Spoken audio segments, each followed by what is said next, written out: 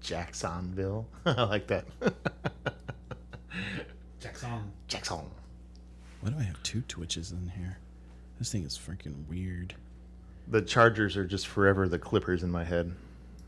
LAC. Yeah, LA Clippers.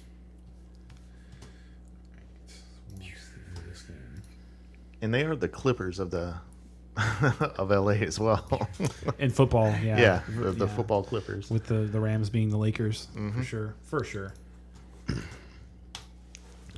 What's up, everybody? We're live postseason week 1 Hello. of the NFL 2022 season. Hello, everybody. Welcome. Welcome in. All right. Today's drink of choice. Drinks Brewing Company's Block Party Beer. Tropical Hazy IPA. There it is for you guys. How is it? I haven't even opened it yet. Oh. I'll open it right now. All right. Well, to open up the show here, I have one season-long bet that I need to pay up here. So, yeah, my version of what was going to happen in Denver in my head turned out very different this year than what I thought. And Sutton was not the number one wide receiver. Jerry Jeudy was, but it doesn't really matter. That the whole year in Denver was just a lost year. So It was really bad. There's no winners in that one. no, there really isn't. That's just losers right now. But I'm one of them, so I'm going to go ahead and take my shot for that one. And then Ken? we had a really up in the air week 18, and it all went in Brian's favor, with the Packers losing and Terry McLaurin scoring that touchdown against the Cowboys. I ended up with 2 Bowmore shots, which I'm going to take here in just a second, and then a couple other season longs. A couple of them we stopped carrying that a long time ago, I think, and I could have taken the shots probably weeks and weeks ago. That Lazard and the OBJ one. Yeah, I kind of thought you were, honestly. Yeah, we could have. I could have, but I'll take those ones tonight, I guess. We'll see how many shots we can get through tonight. So we'll start with Bowmore number 1. Where's my shot glass? Right here. All right, cool. And for those of you counting, he owes a total of 7. 7. Yeah. Sorry, if I'm giggling, it's because I'm enjoying He this. drank. Yeah. I took last place in the pick'em score, but that's not a Bowmar, so Oh, you ready? All right. whatever you want to pull off the rack. No, I said not a Bowmar, but anything else off the rack. All right. It's freaking. Oh God. You need one more of these. I'll pour that.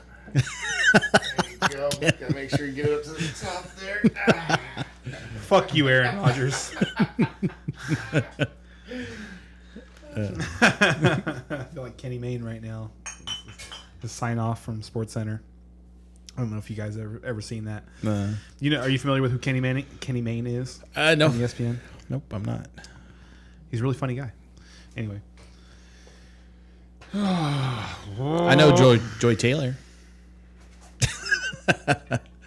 I know Stephen A. Smith and Skip Bayless. And the other guy that's in Skip Bayless' show.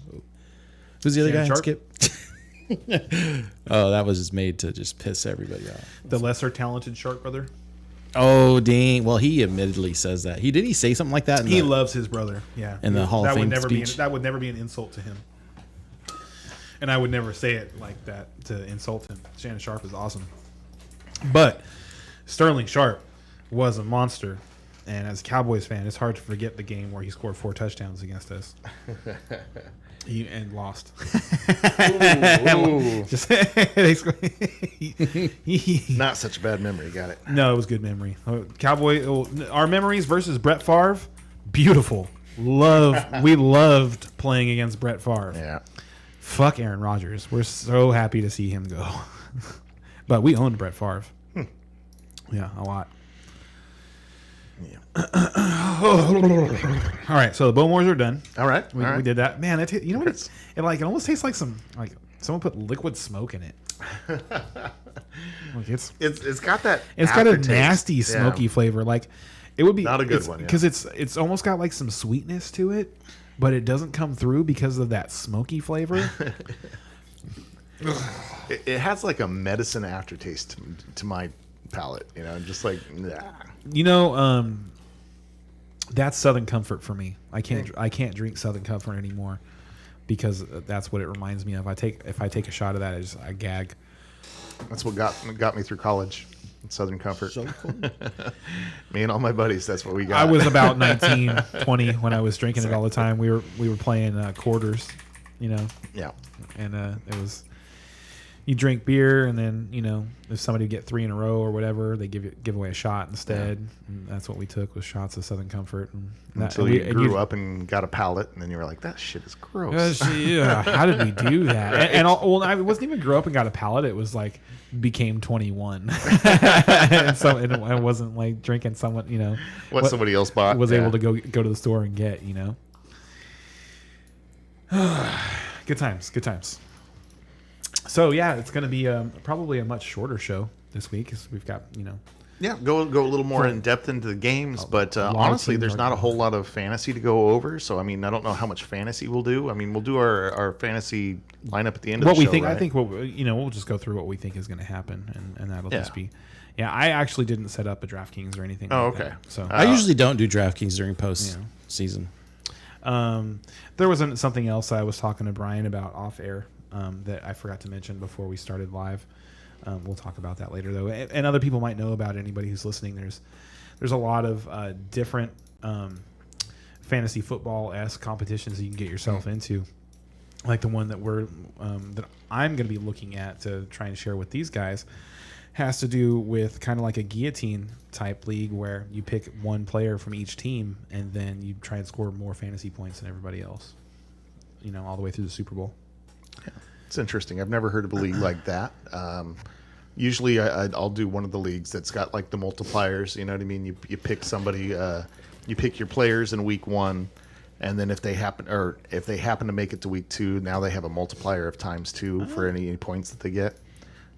So there's an incentive to pick those wild card teams, but you still end up picking a lot of your number one The guys teams that aren't playing this week. because they're going to be playing hopefully the last 3 games. So you're really kind of predicting how the players are going to do and who's going to go I asked on. you, I said, which kicker would you pick if if you were going to put one of those teams together? And I actually was surprised that you didn't just like instantly come to the pick that like my pick. And that's Robbie Gould, because he's playing for the 49ers, so we expect them to go like at least fantasy championship game, right? Okay, And he's never missed in the playoffs. but see, I'd rather take McCaffrey. But I mean, I don't think so, because I think you can get another running back. You can get a really good running back. I think McCaffrey is going to go wild in these playoffs. I don't think here. so. You don't think so? I don't see them because the relying playoffs on Brock Purdy. The playoffs are like the teams in the playoffs are so much better. Like in the wild card round, maybe I could see him going wild in the wild card round. Oh, I see what you're saying. But after that, he's going to be the player the teams are locking in to shut down. Like you're going to have to go somewhere besides him and Debo. So the player And Kittle. So I would want Ayuk if I was going to take. That's what I'm saying. There's so many weapons that they there can't are, really sell out on. There McCaffrey. are, but their kicker is so good.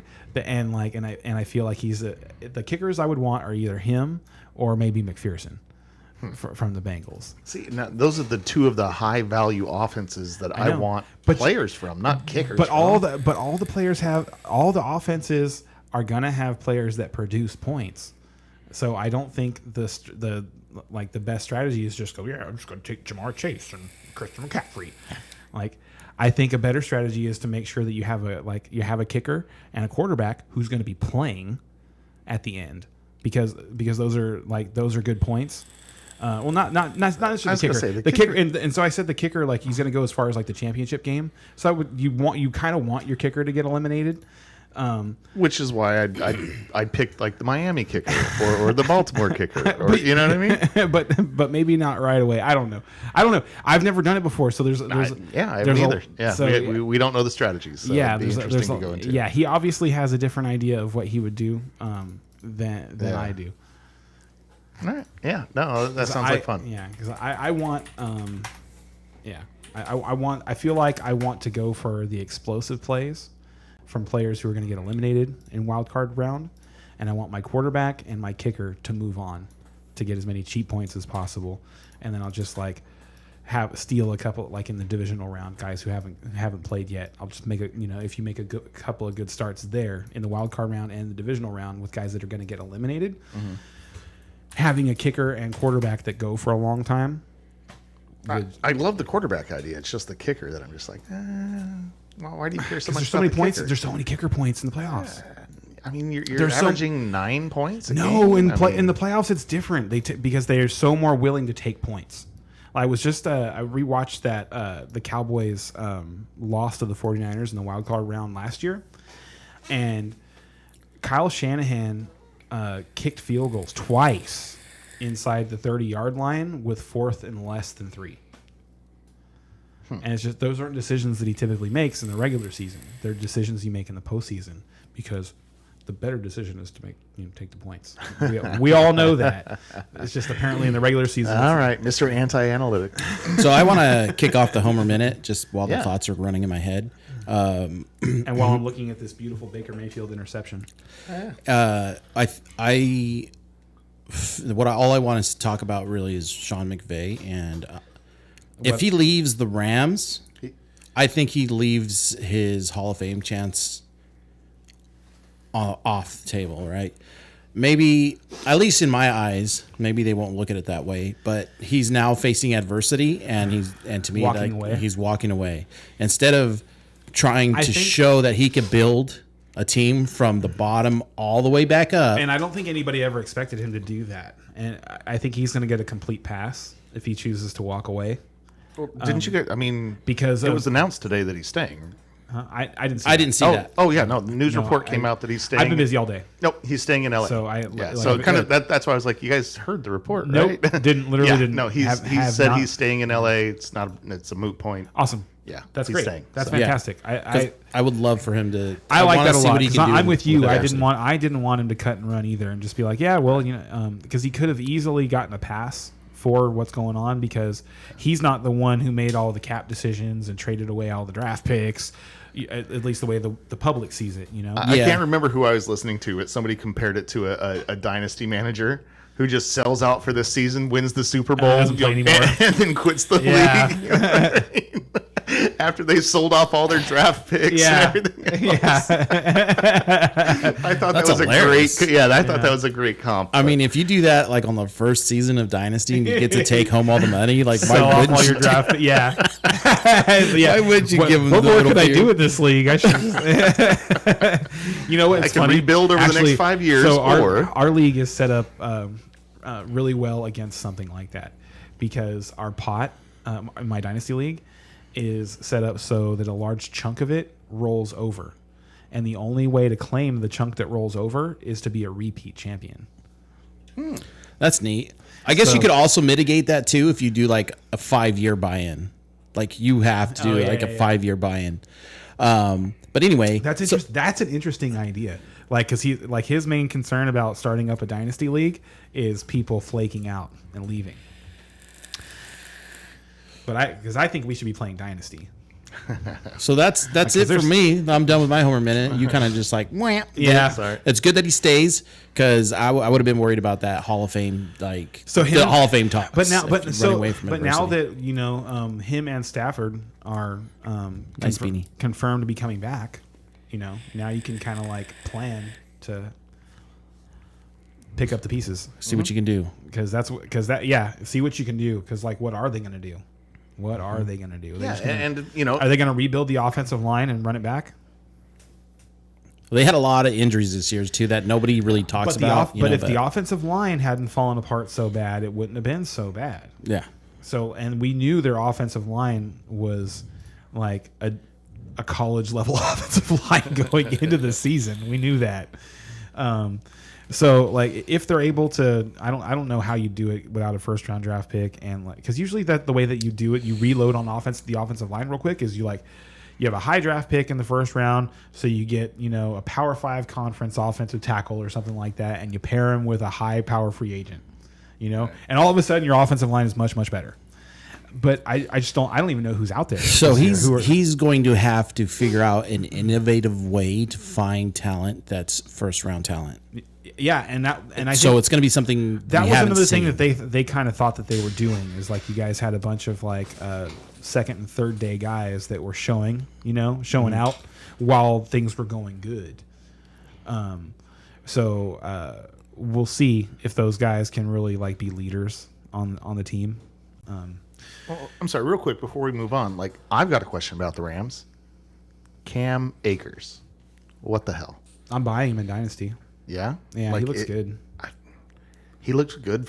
He looked horrible the first half I know, of the season. but he had an Achilles injury. and last year, no, I get it. And nobody's really come back from Achilles yet this year, except Foreman and I was Akers. going to all say of a sudden, Deontay Foreman, and these two- Deontay Foreman looks like it never happened. and Deontay Foreman is 4 years out, 3 or 4 3 years years out out now. 3 to 4 years out for his Achilles.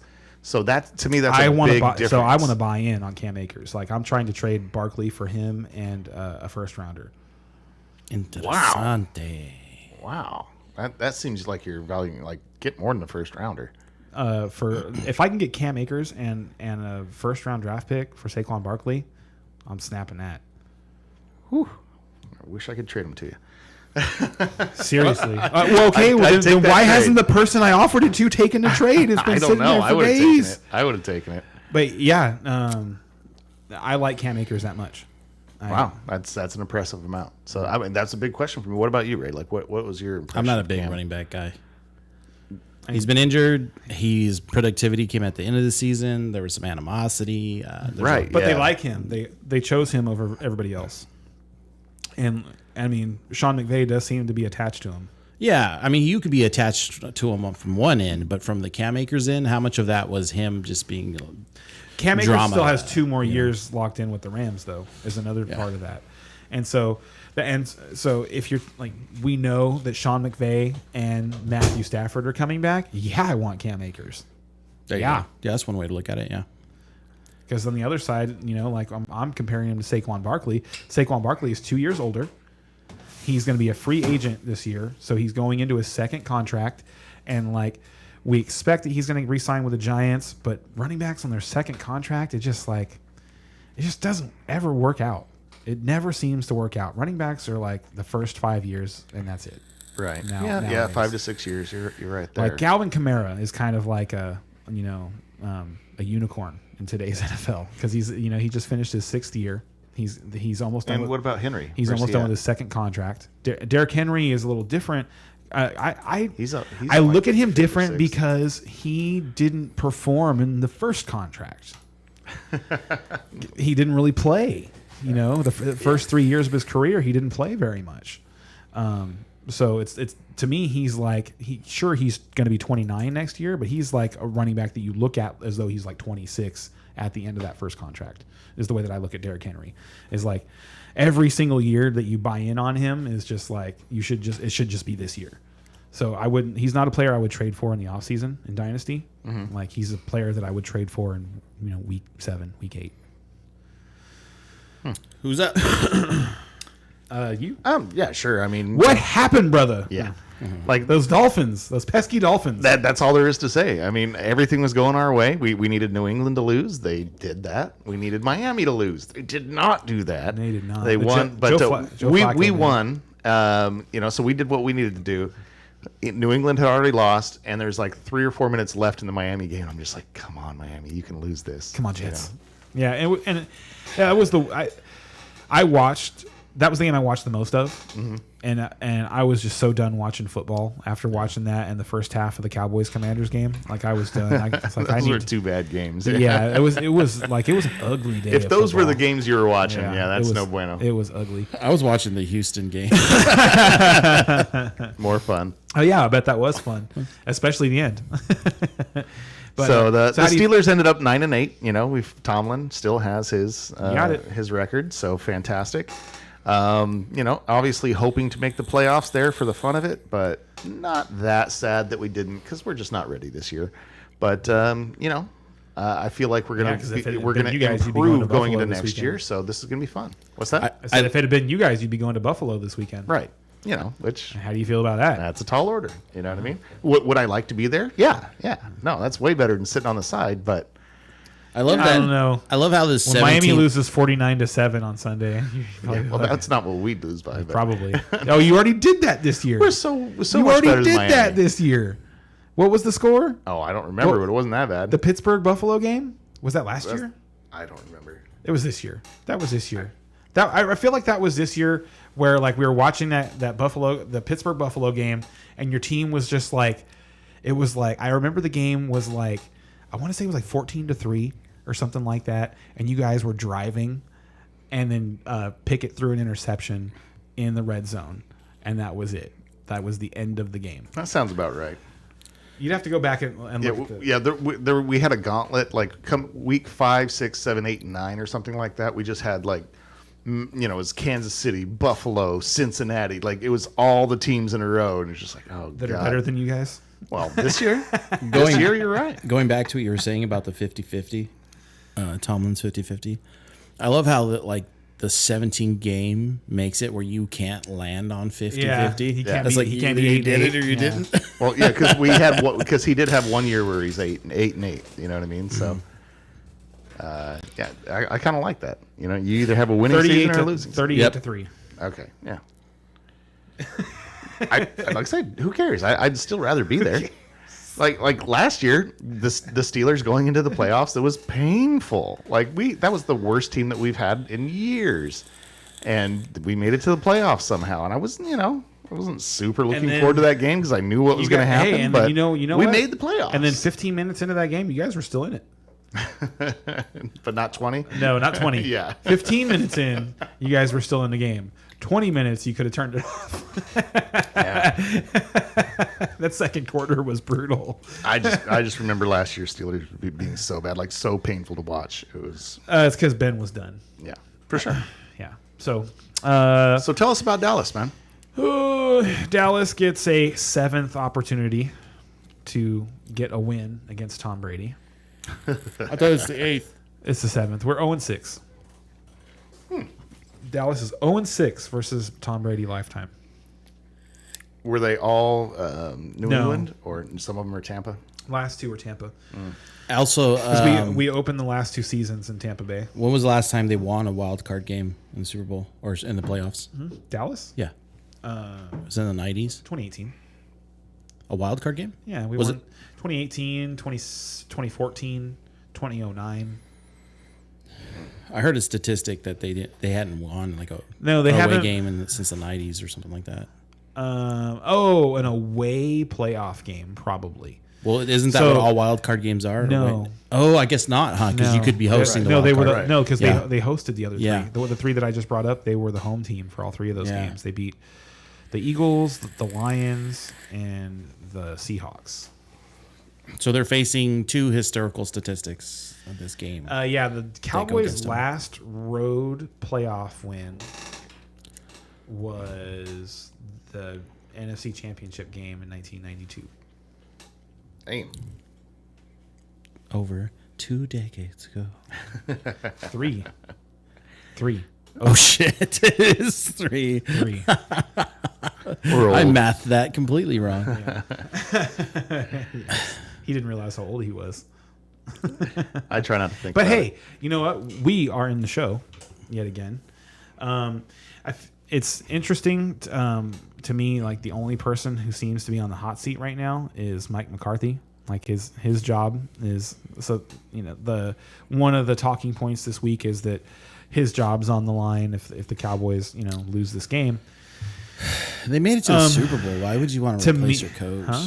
They made it to the Super Bowl. Why would you What want do to you mean? replace your coach? What are you talking about? Who? McCarthy. You said McCarthy, right? No, Cowboys coach is McCarthy. Yeah. Yeah, You made it not to the Super Bowl. You made it to the. Did I say Super Bowl? playoffs. You made it to the playoffs. Why would you want to? Because Sean Payton's out there. That's You want why- to give up a first round that's draft why. pick for a coach? Well, when the Buccaneers did it, they won a Super Bowl. Oh, did they give up? What would they give up for Reed? The Buccaneers gave up a first round draft pick for Gruden. Oh, did they? Oh, that was so really? long ago. Oh, I didn't even know You about didn't- that. you didn't I know was that? like, yeah. Yeah, the Buccaneers. I thought you were talking about Reed. I No, said, man, I when, didn't in, even know in about 2000, at the end of the 2001 season, the Buccaneers gave up a first round draft pick to the Raiders for the rights to John Gruden. that. Wow. John Gruden went to Tampa Bay, and took them to the Super Bowl, where they defeated. I can't The believe Oakland Raiders. that paid off. That is so bizarre. Huh. Like my opinion of Gruden has never been very high. Because so. he was just the right guy. He was the right guy. Like because the defense was, he didn't have to do anything to the defense. The defense was complete. Right. Like they were completely. Dungy put that together. Yeah, Dungy had put that defense together. They were veterans. They had played together for years. Like they were on autopilot on defense. Like that defense ran itself. John Lynch was the quarterback of the defense. Like they had John Lynch, Warren Sapp, Derek Brooks, Rondé Barber, Simeon Rice. That team was loaded on defense. They needed someone to come in and figure out offense. And he came Just do enough to get it done. do enough. Yeah, And he just did. do enough. He did. Yeah. He did. Won a Super Bowl with Brad Johnson, who actually is one of my favorite follows on social media. Brad Johnson. That wasn't the Trent Dilfer year? Huh? No. Trent Dilfer is the Ravens. Oh, duh. He was a Buccaneers right. quarterback. Sorry.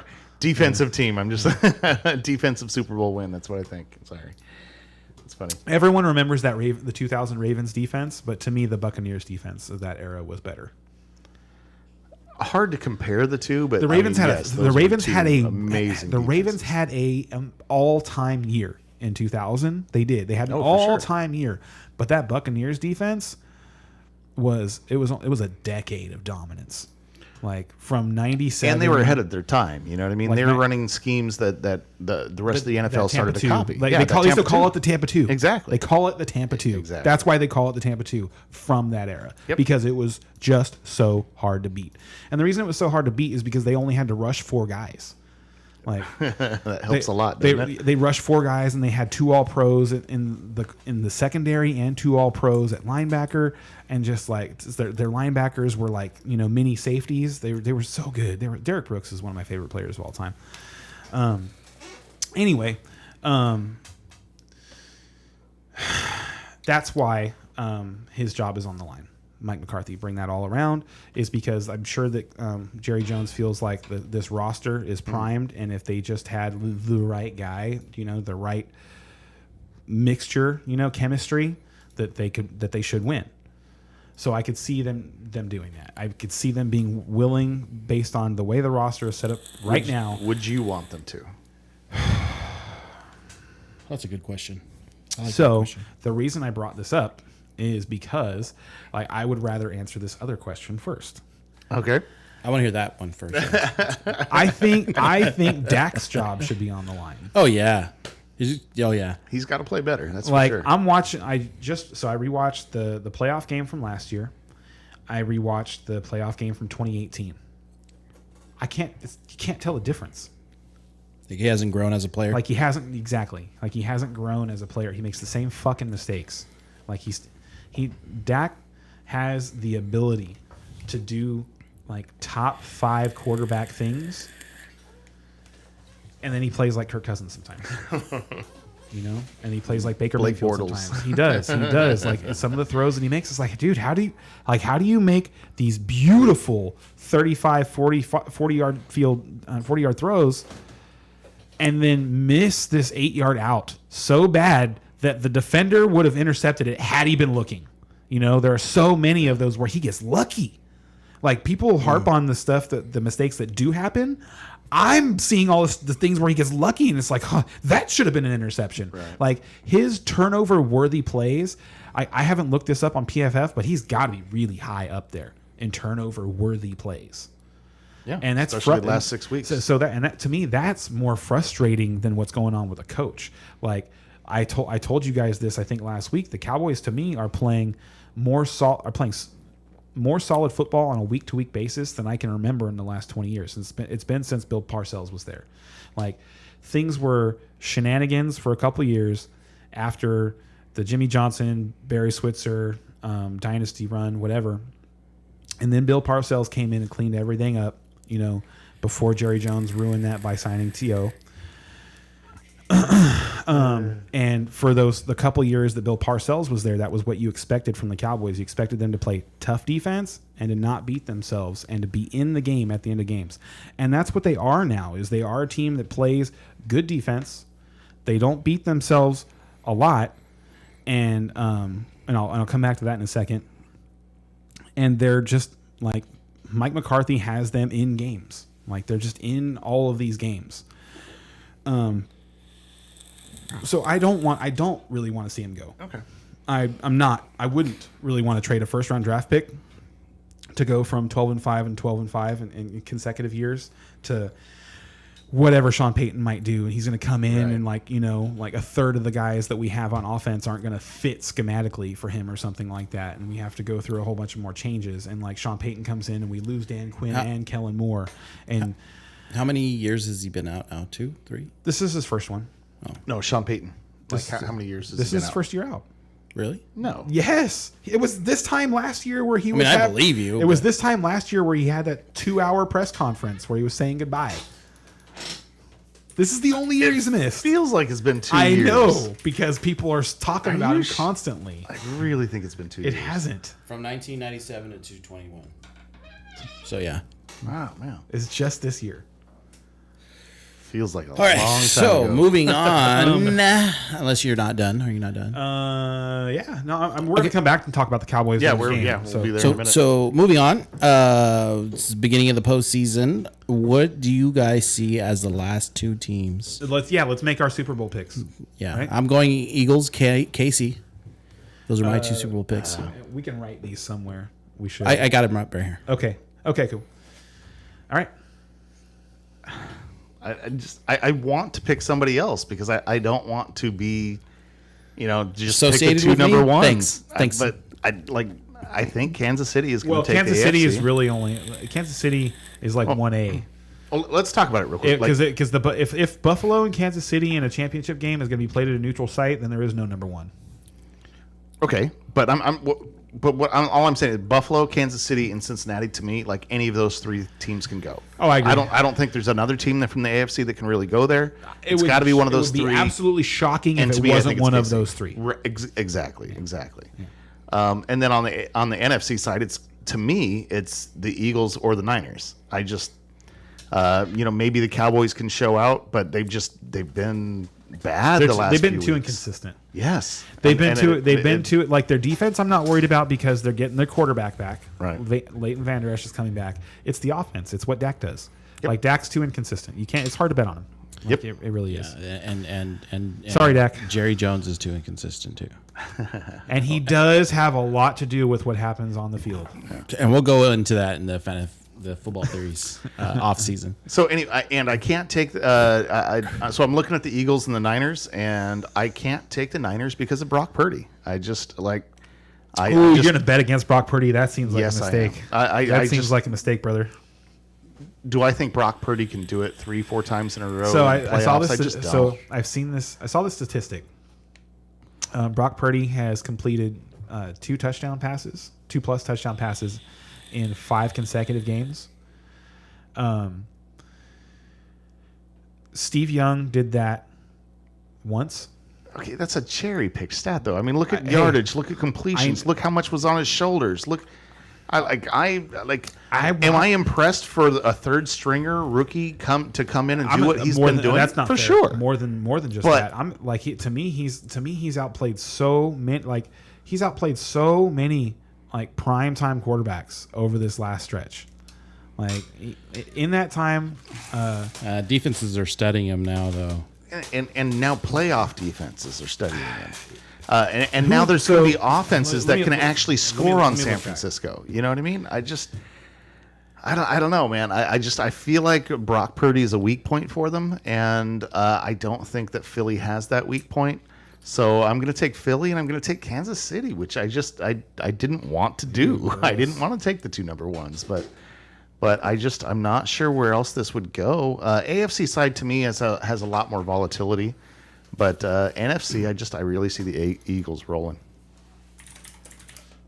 Sorry, Ken. oh yeah, no, I don't see that at all. I Jalen- didn't think you would. No, they still almost lost to the Giants. Are you kidding? What, this last week? Yeah, Okay. it was a 1-score game. So Jalen Hurts played the whole game. No, I know. And he's but- hurt. He's not healthy. And and he wasn't really running the ball. he's gonna get he's gonna get the week off. It was a practice game for Philly. I don't know. And they I- treated it as such. I don't know. I still just don't. I'm still not bought in on Philadelphia. Here's Sorry. a fun stat that we're gonna test Ken's wizardness on. How many times have the top 2 seeds made it to the Super Bowl? That I don't know. Okay, That, when was the last time? the last time that the top 2 seeds made to Yeah. the Super Bowl?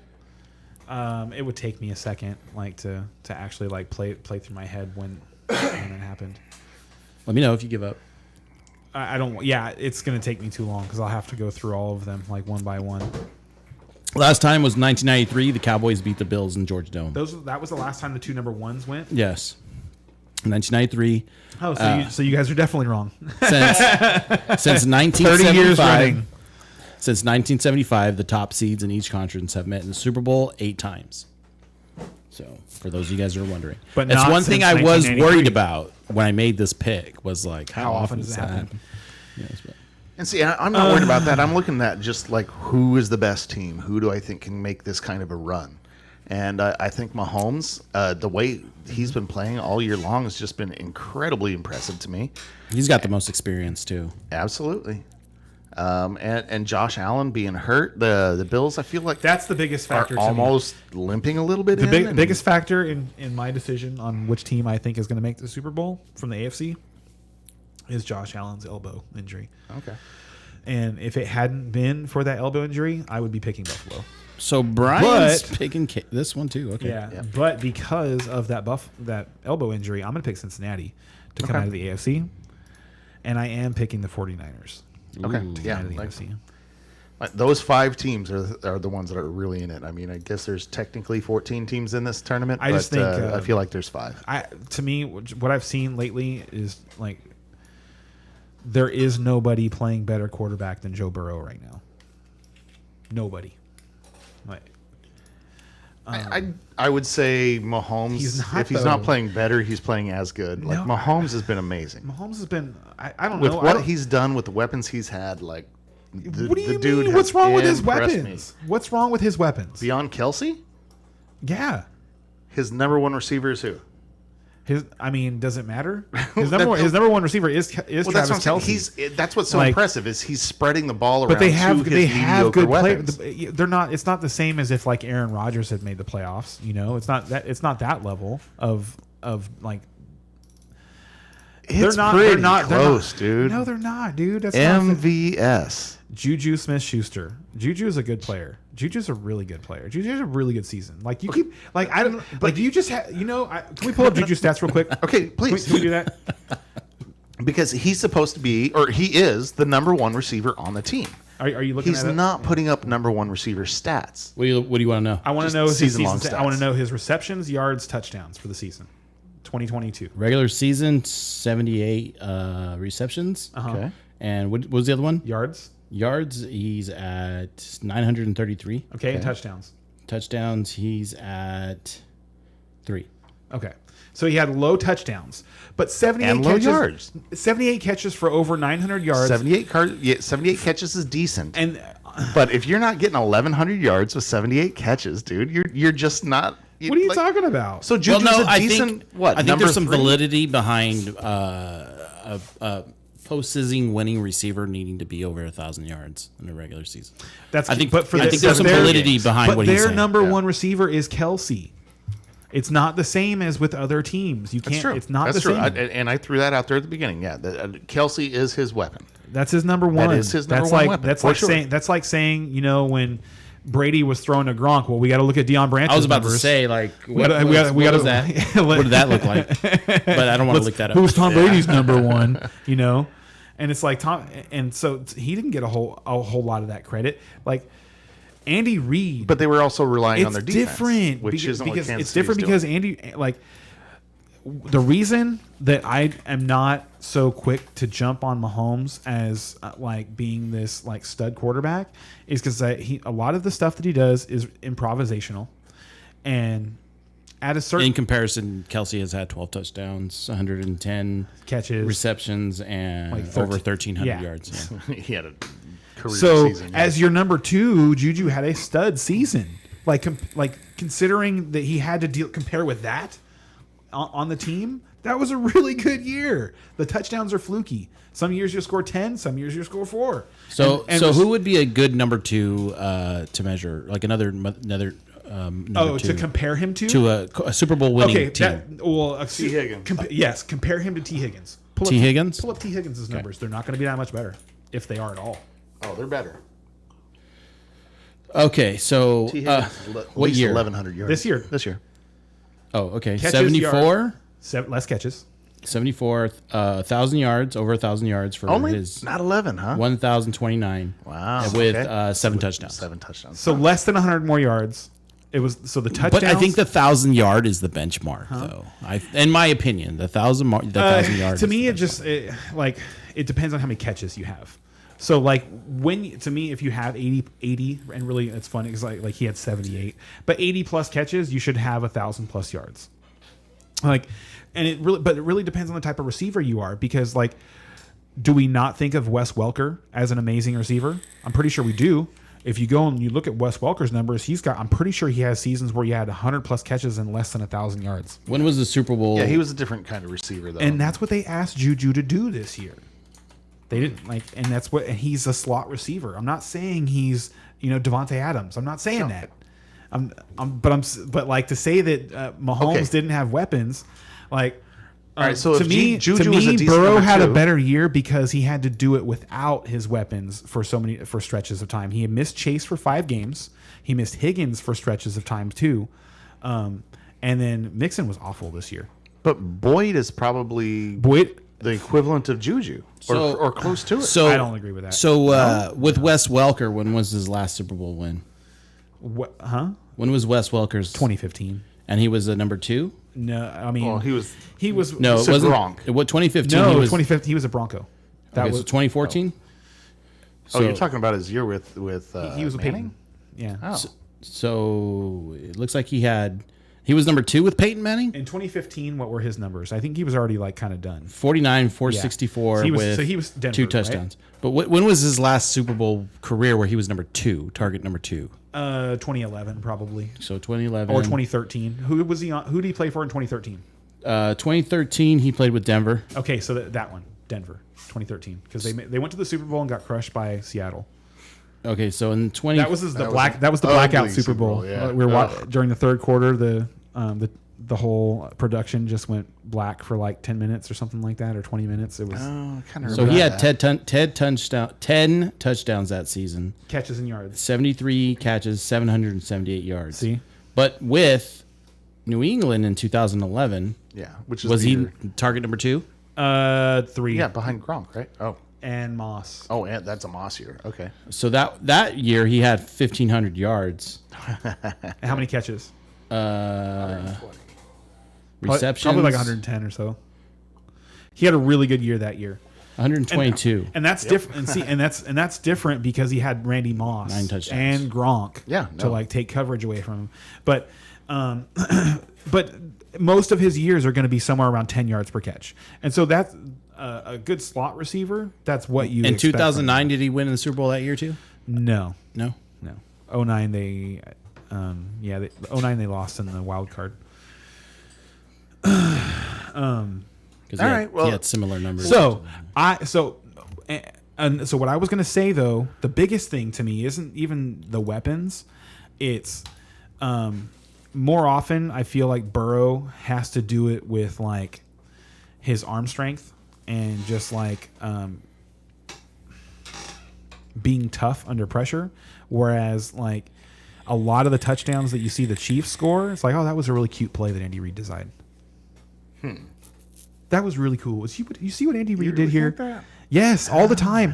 All the time the Chiefs score touchdowns, and Andy Reid is getting as much credit as Patrick Mahomes because of the play design. Whereas the Bengals, you just don't and maybe what's I can't even think of their coach's name right now.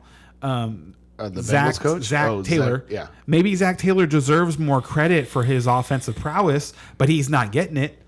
And I haven't really seen anything. Whereas there's some plays like that touchdown pass that Burrow threw to Boyd last week, or not last week. Excuse me, not last week. Sorry.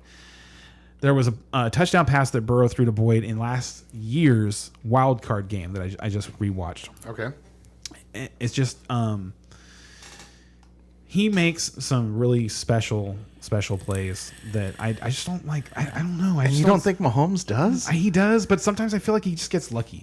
I really feel like he's a very charmed individual. I do.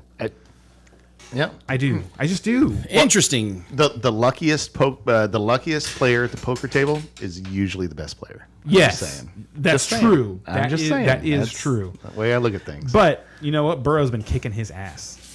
Yeah, and I will give you that. I will give you that. There's something there, and if it comes down to those two teams So again to this me, year, that's then we're talking about Super Bowl picks, and that's what it comes down to me is which quarterbacks are playing the best right now. Yeah. And in the NFC, who's playing better than Brock Purdy? Tell me which quarterback is playing better than Brock Purdy right now? that strikes me as so funny, is because like It is if so you, funny, if but you say that at the seriously. beginning of the season, I everyone's like, know. "What the who f are you talking Who's Brock about?" Purdy? You mean the 49ers practice squad quarterback? Because that's where he was at the start of the season. Exactly. But He doesn't win that. here we are in January. Who, like, seriously, what NFC quarterback's hotter than Brock Purdy? right now? I'm not as impressed with Purdy as you are. I think that's totally the talent around him. I don't. The coaching behind him. I don't. I think I the feel like you're not coach is watching doing games. an amazing I feel like you're not job watching the games. covering. I feel like I feel like you're not watching the games it's when you say different that. when you hit the because like postseason. in my I mind agree with you. I agree does- with you it- there. in my mind he's been so cool in moments where he could have crumbled. I've watched him take hits. I've watched Yeah. him manipulate the defense. Like, But he still is what he is. What's his yardage he is total what he for the is. last Like, 3 to me- games? I wouldn't be surprised if Geno Smith knocks him out. That wouldn't surprise me because Geno Smith has experience. He's been playing all season long. Those two teams He's been know each in and other out so of his well. own head. You know what I mean? So, whereas Purdy hasn't been like he still has. There's still possibility that he has in his head. I obviously don't know what Okay. he has in his head, but that hold on, let me finish. The allure of I'm unstoppable, right? And that could be a detriment, you know, and especially when you start facing a little bit of adversity, which happens in postseasons. You start to face those questions mid-game that you've never questioned yourself before. You know what I mean? And so you face all those confidence issues that happen, and we see it happen like every year. These hot to trot new quarterbacks just crumble in the postseasons. So historically, he seems different. okay, I feel that's like fair. If you I've feel like watched he a lot of seems fucking different. football, dude. Like I've watched a lot of football, and like so I don't. This has nothing. This is not me like wanting Brock Purdy to be more than he is. Mm-hmm. When I watch him play football, I wish that Dak Prescott played football like that. I wish that he played more like how Brock Purdy plays. 'Cause Okay, he so plays Brock intelligent. Purdy to me is Cooper Rush. No, that's not, dude. That's not fair at all. No, that's not fair at all. Cooper Rush went 4 and 5 because he was put in a fantastic situation. 4 and with, 5? Wasn't it 4? Or I'm sorry, 4 out of 4-1? 5. 4 out of 5. But won 4 out of 5 because he was in such a He fantastic didn't do it situation. though. with So much but he around him. didn't do it. Brock Purdy did it. That's I would not put that on Brock Purdy's and that's shoulders. that's how I know you didn't watch the games. Not completely, but I No, you definitely didn't. watched significant you chunks just of those games. just compared to what Brock Purdy has done the last 6 weeks to what Cooper Rush did in the first 5 weeks. They're not comparable. Okay, what They're are not the at all yardage numbers comparable. for Purdy? Purdy's 6 starts, 1,374 yards, 13 touchdowns, 4 interceptions. Okay. Has 170. How many yards per game? I just told you. He's yards per game. Like, do the math. It's 200. I didn't want to do math. I didn't It's ask for 200 math okay, questions. 240. No, he's not. That was like 210. But No, it's not. you said 1,300 yards in 6 games. Yeah. Do the math. Yeah, it's- You're bad at math if you think it's 210. Because 210 is 1260, buddy. No, it's not. Yeah, it is. It's 1360. It'd be 1260. 210 times 6? 200 times 6 times is 6 12. games, that's What's 6 1,200. times 10? Mm-hmm. What's 60 plus right. 1,200? Wait. What's 60 times? Okay, what's 6 times 10? what are you guys even mathing right now? I don't even know what you guys are talking Like about. I'm lost on what he's saying here. I'm like, Dude, it's 6 games and it's 1,374 yards. Okay, so at 1,200 yards, it would be 200 yards per game. Okay, so you take 175 and you divide it by 6. That's almost 30. So it's 230. It's right at 230 yards per game. That's more than Aaron Rodgers. I thought it was more like 180. So that does surprise me that's It's and That's- 2+ that's the average. touchdowns in every game. all right. All right. And like I said, I just At 108 rating. I think the playoffs he's gonna meet his match in the playoffs, but we'll see. They beat Tampa Bay. They beat Seattle. Tampa they Bay's beat, They beat Washington. They beat Miami. Like Okay, I didn't hear one of the top 5 teams in there. there were 3 playoff teams. He beat 3, including the one that he's playing this weekend. Including the one that he's playing this weekend. Yeah, that shouldn't have made it in. No, I but know. seriously, like Brock, like when I thought about that for a second, like when I picked the 49ers and You're making me want to watch and then I this said I want the teams that are playing the hottest and they have the best quarterback play going on. And I really was like, you know what? I really don't think there's a quarterback playing better. Like you want to say it's Jalen Hurts, but he's hurt, so you don't know. You don't know what you're going to get because if you got the Jalen Hurts that we saw last week against the Giants, second stringers, that's not the best quarterback in the NFC right now. Yeah, but he's that was playing the most lights was out of any quarterback in the NFC right now. That's all I'm saying. That's what I'm saying. And then to try and knock him because he's got Kittle and Debo and Ayuk and Christian McCaffrey. That's just more of a reason to bet on him. No, I'm saying he's got those things and he's only putting up 230 a game. I thought it was 180 a game, but still, that's all. He's putting up 230 a game. And they're scoring 30+ points. To me, he's He's Brady. a better He's game playing, manager than we thought he was. He's gonna be. playing He's a how game manager. he's playing how Brady did at the beginning of his career. That's what he reminds me of. Well, how all rookies do at the beginning of the career because they're managed. Not all rookies play that well. Not all rookies. What are you talking about? None of the rookies that got drafted in the first round last year have played that well yet, except for Trevor Lawrence in the last 5 weeks. This is how we treated Roethlisberger his first year. Roethlisberger is a special case. Seriously, come up with another one. Right, and that's what I'm saying. And his first year, we completely made him a game manager. Like, look, you're not the man. You're going to manage this game, and you're going to let the bus and their defense win this game. Like that to me, that's who Brock Purdy is. Okay, so you just compared Brock Purdy to Ben Roethlisberger In their first year. Okay, yeah, cool. because the rookies. Cool. That's fine. Rookies, yes. Was super successful his rookie year, but you just compared. Did he go to the Super Bowl in his rookie year? No, I'm he's just second. curious. I don't really don't know the championship answer, Coach. He lost. championship Yeah, game. he lost the championship game to Tom Brady Won the Super Bowl the next year, though. as a game manager, apparently. But you just, but second seriously, year, if you're going he to took more of it. but seriously, you can't compare him to somebody compare him to his contemporary. Let's do this. Let's segue what we're speaking about into the Seahawks 49ers game. Since we're talking about Purdy anyway. Let's do that. Oh yeah, 49ers are going to win this game by a lot. And I think that's the consensus. And they're what 9-point favorites? Is that So right? here's the thing about I'll look it up. why Okay. I think they're going to win, they're going to represent the NFC. Okay. Is like Brock Purdy isn't going to make enough mistakes. The defense is so good, and that offense is so machine-like that all they needed was somebody to come in and not lose their shit when the first read wasn't there. And watching him, it's crazy because Plus 9.5 watching over the under 49ers with Jimmy Garoppolo the first half of the season, that was not a Super Bowl contending team. They weren't. Jimmy made too many mistakes. You could count on him to make a mistake to get you back in the game. I've just not seen that from Brock Purdy. He makes spectacular plays. There's times where it's you feel like they got him, and he'll make a guy miss in the pocket, and he's just. I feel I'm fanboying over him right now, but it's I can't remember a time when I saw a rookie quarterback play this well, maybe Ben Roethlisberger. Well, and Ray came up with who was your rookie comp?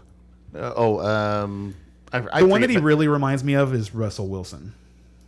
Okay. If you remember Russell Wilson in his I don't remember his rookie year. Russell Wilson's rookie year, he was it's you don't. This is really fun. So in 2011, the Packers were the Super Bowl defending champions. Right? They went 15-1 that year. In the final game of the year, they sat Aaron Rodgers and they played Matt Flynn against the the Lions. Matt Flynn throws 6 touchdowns. For 300 something yards. And then he signs gets a contract. a mega contract with the Seahawks, who then draft Russell Wilson in the 4th round, I think maybe. I think it was 3rd, because I'm pretty sure Dak was a later pick than Russ. And Russ steals the job in preseason. And so and it was like, Sounds about right. everybody was thinking it was going to be a shit show, because they just paid this guy like $50 million, which was a huge deal then, for like 6 years or something like that, to come in and be the starting quarterback. And then he lost the job to a, 3rd round rookie. It's just like, wasn't how things like went back then. That's funny. Back then, it's 10 years ago. But Russ, led that Seahawks team, who nobody expected to do anything, to the playoffs, and they beat the Redskins, who had the rookie darling in RG3 Oh, yeah. in Washington. That Brock Purdy reminds me of like, because Russell, the moments were never too big for Russ. That's what Brock Purdy reminds me of. Like, I think he's a legit NFL quarterback. I do. And could be, and I'm not saying he's not. I'm just saying that they're kind of managing him still right now. I don't feel that way, dude. I feel like they're just like, to me, there is not anything that has been a step down in their offense from the time that Jimmy was running it to the time that Brock has been running it, dude. I'm trying to look for a bet here, but I can't really find one. 'Cause you're not gonna bet on the Niners. You want the Cowboys to win, so. Oh, well, they're not playing. He picked. No, I'm just saying, picked the Niners to go to the I picked Super the Niners to Bowl. go to the Super Bowl. Oh, that's right, you did. All right, well, what would be the bet? I can't just say the Niners aren't going to go to the Super Bowl, because that's definitely in my favor. But Like, the most likely scenario I see is the Cowboys and the 49ers playing in the championship game. Because the Cowboys will smash the Eagles. we have very different opinions of the NFC. That's funny. But I think the Cowboys will have a bigger struggle with Tampa Bay this week than they will with Philadelphia next week if they get Philadelphia. Okay. And just pulling it back to this game, we all think the San Francisco is going to win. We think they're going to roll. They look great. And therefore Seattle will win. I just want to throw out there that this is a divisional game. Yep, and it divisional is. games, weird shit happens. These teams, Yep. these two teams really know each other. You know what I mean? And San Francisco Seahawks has have beat- faced San Brock Francisco Purdy. has- Maybe they have some tape on him. Maybe they have a feeling for his tendency. Who knows? San Francisco's beating the crap out of them twice. And I think they will again. Yeah. But I'm just saying, I can see the scenario here where the Seahawks can pull something out. I don't. I will say There's that a couple of these other games. I will where say that I don't see I how think they can so. win. Playoff games can be a little wacky, like Yeah.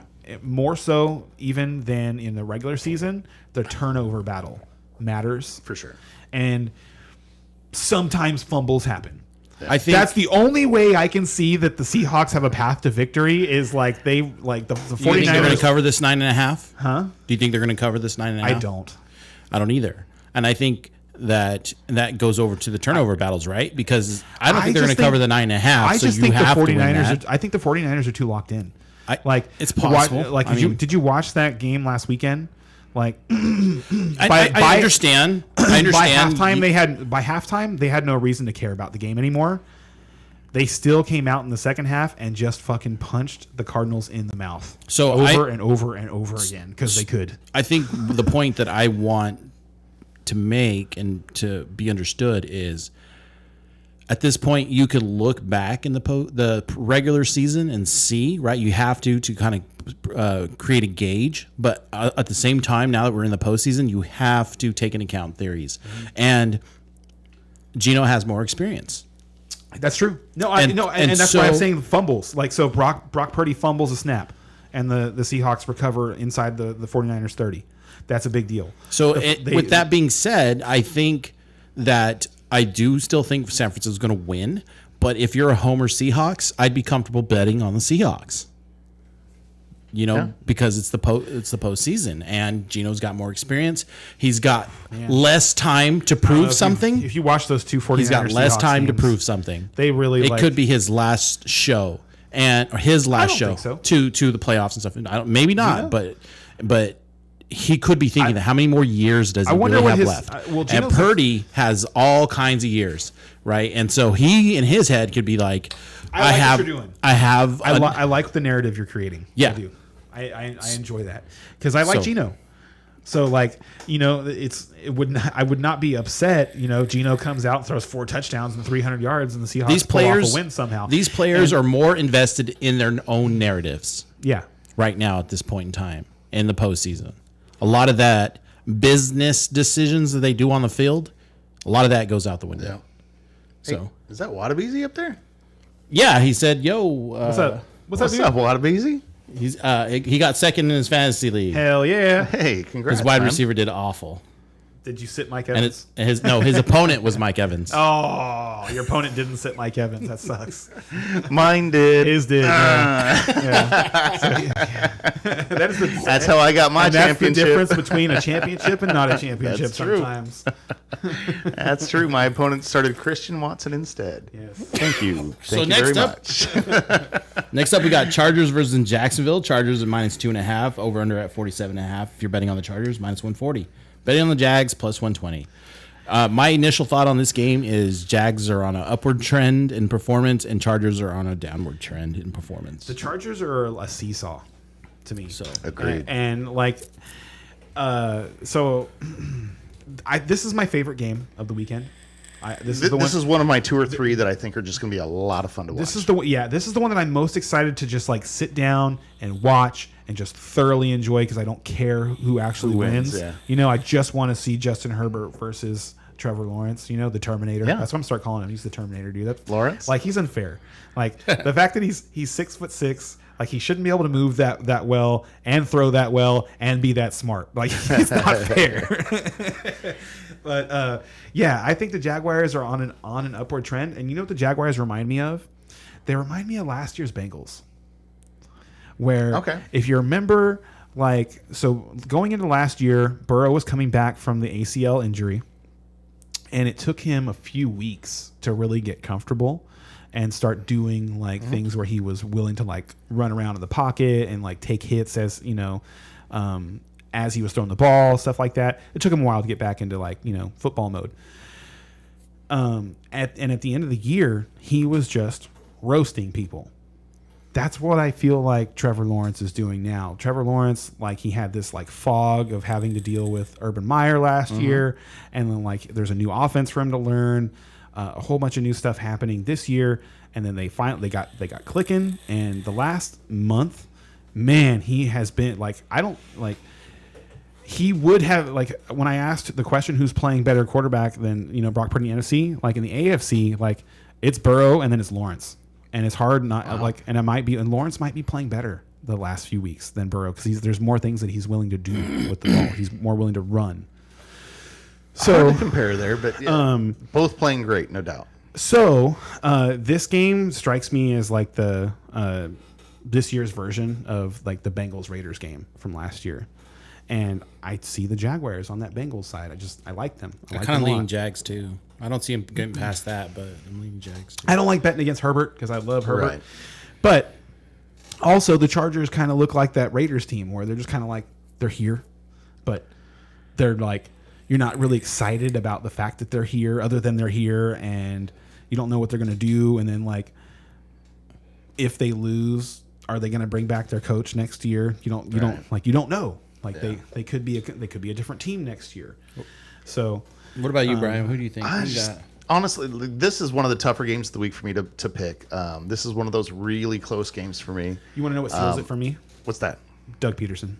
I was going to say, you said Trevor Lawrence a minute ago, so I thought you were going to go. So between Lawrence and Peterson, you just. What I mean, no. Doug That- the Doug coach. Peter- yeah, that's what I'm saying. Yeah. That between combination. It's between Peterson and Lawrence versus Herbert and Staley. And Staley just kind of like it's like he lost his mojo. You know what I mean? And like became just a yes man or something like that because the way they make decisions now and the way they're running their offense is just so different from what you thought was what you thought the Staley Herbert era was becoming like at this time last year. They're a completely different team. Like you really don't know what you're going to get. You don't know how like how they're going to try and attack their opponent. They don't seem to be very confident in what they're doing. And it seems to depend on their injuries for that week, honestly. Like that's the way that their season has been we haven't going. even touched So, on that. Yeah, It's like I mean, they played either- their starters in a meaningless game last. That's another thing. Is like, yeah. so the decision making on their side, they seem like a team ready to collapse. They've got all they- the they talent in the made world. it. They have the talent to get there. Mm-hmm. But do they have the coaching? Do they have the experience? Do they have the intangibles? I don't know. You know what I think mean? I don't think they do this year. Do they have the tangibles to make a run? I think they can win 2 games. I think year? they're probably only going to win 1. I'm going to pick the Chargers here. I do think the Chargers will pull it out against the Jags. I think it's a tough game here. But I think the Bolts most likely are going to lose next week. But they have. I think they have the talent to have a chance against anybody. That's kind of how I view the Chargers. But I also think that when it comes to the big teams, the big 5 that we've been talking about, I think they're going to crumble in front of those big 5. But I think everybody else in front of them, And they've got a real good shot against. And I think I actually think the Jaguars have more of a puncher's chance against some of those other teams. Like I feel like what I see happening is I see the Jaguars winning this game, and then going off to Kansas City next week and giving them a really good game. Yeah, I can see that. Because after watching Trevor Lawrence in the rain game in New York, it's like, what wind, what rain? Yeah. It didn't look like it affected him at all. And Ray, I'm sorry, what's the line on this game? 2.5, I think, right? Yep. Who's the favorite? Chargers. Chargers. Okay, I was like, I don't even know who the The favorite is in Chargers this are game. the It's favorite. that close. But, so yeah, I like Okay. the underdog in this game. I like the Jaguars. Okay. Yeah, I think this is gonna be a fun one. Yeah. What about you, Ray? What do you think? I'm going with Jags. Yeah. Yeah, I'm going with Jags. I don't think Chargers have the passion right now. That Yeah, the Jaguars the have. Jaguars they're a more fun team. I feel like they're playing together. They believe in themselves. They just won their division. I'm in on the Jags. All right. Yeah, that's gonna be fun. All right. And Wadabizi, just before we move on, Are you picking Jags too? no, I'm taking the Chargers. Okay. Yeah. And Wadabizi, we were talking about our Super Bowl picks to open everything up there. I'm just kind of curious. Yeah, pick with us, man. Yeah, who do you think's going to the You've Super been here Bowl? all year. Pick with us. He actually has his picks up. I'll read them off right now. Oh yeah, All please. I'm right. curious. There we go. He's way ahead of us. So, Wadabizi, our viewer, is going with San Francisco. I'll put you Okay. down here. Smart man. Busy. I really want to pick my boys. He's going Jags. I can't do it, dude. I can't. Can't what? I can't pick my guys. I want to, and I just can't. Seriously. After watching those old playoff Cincinnati. games, the one watching last year's was like, okay, Oh, he's going okay, Dallas. and everybody was fixated on the last play, that draw, But the Cowboys just really, really gave themselves no chance to win that game. So, They shot themselves in the foot over and over, and 14 penalties. Bezzy, And I have a stat about that too. Bezzy feels that Dallas is going to the Super Bowl against 2. Wow. Who do you think they're going Yeah, against? that's my man. Wow. My favorite viewer right there. I was gonna say, man, you don't have the balls to I pick can't do your it. Cowboys, but yet Wadabizi does. I can't do it because I just watch too much of Dak. Yeah. Yeah, Dak's not Joe Burrow. I wish Dak was Joe Burrow.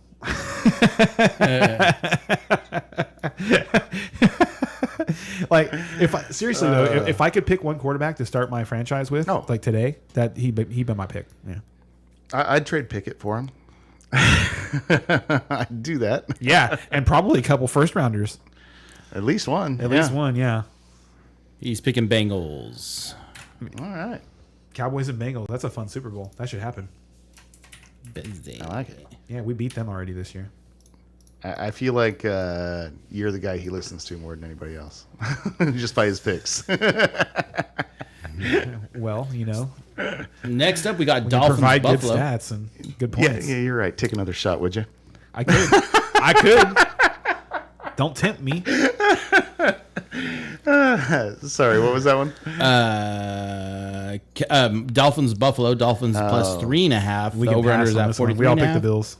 Yeah. Moving on. Moving on. Yeah. There's no Tua, right? No update today. No, no Tua, no Bridgewater. Thursday morning, I read that he hadn't officially been ruled out. It is officially the third string quarterback. And so the other, so we can move on, right? Yeah. Well, I mean, we just talk about it briefly in that Buffalo's going to roll because we only have 7 games, 6 games. I mean, For all the Bills and Dolphins. But we got to spend fans. so much time talking about the 49ers. Well, we did that already. And the Cowboys game coming up. Like we have at least 30 minutes on that Cowboys game. No. But I like I say, I just don't see how Miami can win this game. I just okay. Here's the scenario. They shouldn't be First here. quarter or first kickoff. Miami runs it back for a touchdown. First possession for Buffalo, pick 6 INT. So it's middle of the first quarter or early in the first quarter. 14-0. 14-0 Miami. Oh yeah. Who do you bet on? You mean Miami? Or 14-0 Miami has the lead. I still bet on Buffalo. Yeah, so would I. I would still bet on Buffalo. So would I. Yes. That's what I'm saying. And give points. Yeah, so yeah. yes. Again, I'd still give you like 6. You know? I still expect to win by a touchdown. Or more. You'd probably still give like 10. So that's what I'm saying. Best case scenario for Miami, they're still losing by double digits. Best case scenario, the fans get to enjoy ugly. them winning the game for 15 minutes or so. And then it's a nightmare. Yeah, but yeah, that's ugly. I just don't see how the Bills don't roll in this game. Agreed. I just don't see it. All right, next up we got the Giants at the Vikings. Giants are +3, over under at 48, and if you're betting on the Giants, money line +135. Vikings is at -155. I am a little surprised that the Vikings is not The line favored a little bit more. Yeah, I was just gonna. That was the first thing. What out is of the my- line? I was thinking of 3. 3. Okay. Yeah, it's a very disrespectful line to a team that won 13 games. Against a 9-7-1 team. At home. A 9-7-1 team that like has no number 1 wide receiver, Yes. has like Daniel Jones. I killed him at the beginning of the year and deservedly so. Yeah, but his last 2 seasons sucked. deservedly so. The last half of the year, solid quarterback, Agreed. very solid quarterback. Yeah, Like, not amazing, but solid, doing what he's supposed to do. He was And- bored. Honestly, dude, compared to, like, if you think about what he had to deal with, he was borderline amazing. Like, he was pretty good. And there was some really, really cool moments from Daniel Jones this year. Bang, bang, I'm not Niner gonna- gang. Get out of here with When that. I think of Daniel Jones now, the first thing that comes to my mind isn't him getting tripped by grass. It's still up there, though. Come on. It's actually him coming off the field with his hands bloody after having thrown a touchdown with your pass. third string quarterback. And he had because he took a hit on his non-throwing hand and finished the drive before he was able to come out and actually take care of it. So his hand was and I was like, that was really cool. That's tough. You know, there's a lot of pansy ass quarterbacks in the league. That's tough. Yeah. So I respect that. After the 2022 season, I am a fan of Daniel Jones. I think the Giants have to lock him up because if he goes on the market, he's the best quarterback on the market. Well, and Because they don't have right now. They don't have him. right, and Right the now, Giants need to do right now something. he's going to be a free agent, and the Raiders are going to come after him. And Giants don't want to rebuild again. Like they need to do something. So yeah, I agree. Yeah. Hey, Steve, what do you think about this? What's going on? I think Steve is talking about the Niners over here. Who's Steve? One of our viewers. Oh, what's up, Steve? I'm messing with him. I'm messing with him. All right, so are we still on that? Yeah, well, I think this is going to be a great game, honestly. Like this is one of the 3 games I was talking about. Like this is going to be. I like this game a lot too, fantastic. this is so for me this is the hardest one to pick This is one of the 3 hardest for me to pick because too. the Vikings should win this game. Yes, they should. They've got the talent, But they've they've got the also home field got advantage. Kirk Cousins as their quarterback, and I'm excited to see what Daniel Jones is going to do in his first playoff game. You know, like when the playoffs are magical because like you have it just like the lights really come on, you know, and some guys just like really turn it on for the playoffs. So I'm always excited to see when quarterbacks get their first playoff start. I know what I'm going to get from Kirk Cousins. We've seen it already. Playoff Kirk Cousins is no different from regular season Kirk Cousins. So I want to see what Daniel Jones is going to do. Yeah. Because he's like, when I just described, like the thing that comes to mind when I think about Daniel Jones now is that like he's a tough quarterback who led a horrible team to a winning record and the playoffs. And I will give you that. And I so- think that, and let me say that's what I think catches up. They're with him. going to need him. He's got a horrible team. They're going to. So here's The talent on Minnesota's side is going to win out. here's what That's I'm going to say. I'm switching my pick. I'm going to Seahawks. I agree. I agree with you. Oh, that's Wow. dirty. Why would too many of you guys are on this Niner. dirty. Oh, can't believe you're doing that. That feels wrong.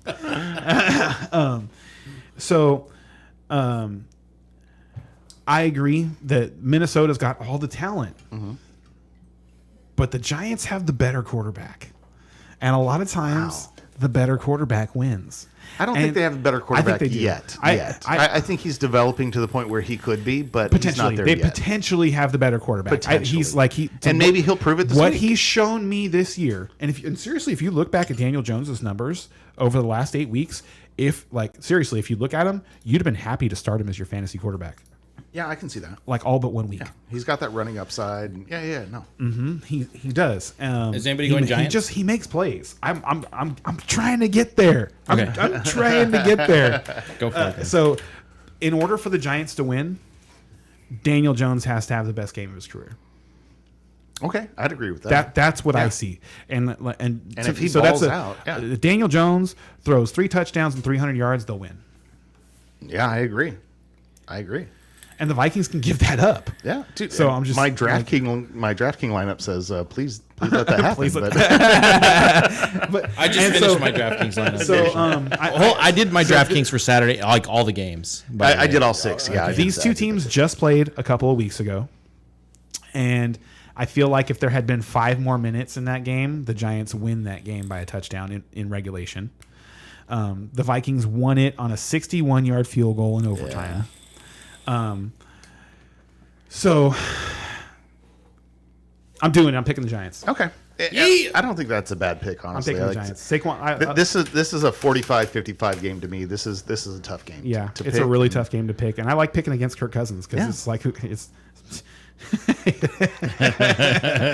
It's kind of fun, huh? it's a good life. It's kind of fun. And I say I'll probably pick against him next week. So So next up we got Ravens at the Bengals. Ravens plus 8.5. Over under at 40.5. If you're betting on the Ravens, plus 350. If you're betting on the Bengals, minus 435. You said 8.5. 8.5. Okay. I'm not can't believe convinced that's all the it Ravens is. are going to beat the Bengals. Well, so did they rule out Lamar Jackson? yes. Okay, then yes. Then the fact And that I it's believe Huntley is ruled doesn't out matter. too. Doesn't matter. Is if it's not Lamar, they've got no chance. Yeah, it's their third string. So If they don't have Lamar, they've got no chance. They shouldn't be here. yeah, it's going to be very, very ugly. This is the other game that it's going to be hard to watch. It is a And this divisional sucks. game, so things now can that we're looking happen. at it, because but, there's man, the Ravens don't belong here, and the Dolphins don't belong here. Like I know. It would be the games. and Pittsburgh could be here. If the games were Pittsburgh at Buffalo and New England at Cincinnati, and they were just rematches from the season, I'd be happier to see that. Yeah. Like, because the Ravens and Dolphins are they're ready to go home. Like they're ready to start 2023. Absolutely. Are we moving on? We should be. Yeah. Okay, so next up we got Dallas at the Bucks. Minus 2.5 for Dallas. Over under is 45.5. That's right. We're favored. Money line is at minus 140, and the Bucks plus 20. The 120. third really good, tough game. Can I complain This is the third for a game that's second? really hard to pick. Go Can I ahead. complain first? It won't take as long. Okay, go ahead. ahead. Go ahead, Ray. Okay, so I think the NFL should introduce the caveat that if you do not go over 500, you forfeit your playoff spot. Somebody's got to win the division, though. I mean, Yeah, but at some I point, definitely like the idea, but then what do you do with the division? Like your division needs to be. Maybe there should just be less divisions. right. I think that's better than what they're saying is like, just taking there's- the top 9 teams. It's in only general. it's only football that has 4 divisions per There's- conference. There's got to be a punishment. There's only 3 in the NBA. There's only 3 in baseball. There's Mathematically, would that work out? in hockey? There's only in hockey. I like the way that hockey does it actually. So in hockey, there's in each conference there's 2 divisions. So they're big divisions. The top 3 teams in each division get a spot. Okay. Then it goes to best record. Then there's a one or 2 wild card spots or 2. 2. Okay. Yeah, I like that. So you could get 5 from one division. How many but you're teams going are to get 3. How many teams are in hockey? Huh? How many teams are in hockey? 30. 30. Okay, so pretty comparable. Yeah. Yeah, no, I like that. And there's more teams make the playoffs. Yeah. 16 teams make the playoffs in hockey. And I agree that that's a better way of doing it. But let's just to throw out the owner's point of view here, by having those 4 divisions with 4 teams in each, that leaves more teams in it till the end, so that there's more viewership, there's more interest. So I mean, it's never going to happen because it's better for the business the way it is. But Yeah, and I mean, agree with what you're saying. There's a division you can complain about like There's this got to every be year. a punishment Every though. single year because like There's gotta be a because the punishment. AFC South is just as bad as the NFC South. You can't do one big dramatic It's just change the though. only But I think asking for a team the only reason that the Buccaneers be have a plus lose 500 to I make remember- the fucking World Championship tournament. I think remember is when not the too much to ask. Seahawks I were agree with 7-9 and they won the NFC West and then beat the defending Super Bowl champion Saints Yeah, because it's football. Yeah. because it's football. That being said, I'm picking The Saints were Tampa the Bay. defending Super Bowl champions. You remember that game? Oh, not really, dude. If it's more than 2 years ago.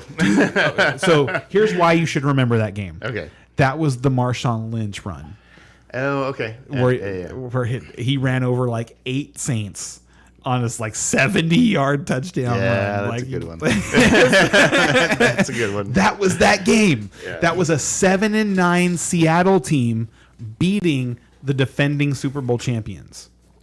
But should they have had a chance at 7-9? Hell That's what yeah, we're they saying. should have. They Yeah. deserved it because they proved it. They went and beat the Super Bowl champions. Are you kidding they me? proved it by going 7-9. What I mean is they proved they deserved to be there by winning the game. I'm saying, That's all I'm saying. By did winning, they won the game over the Super Bowl champs. but I'm saying the Super Bowl champs versus With the Drew Brees in worst his team in prime. football. The worst team in football has a 15 to 20% chance of beating them. You know what I mean? Like, That's a high percent. That's a lot, dude.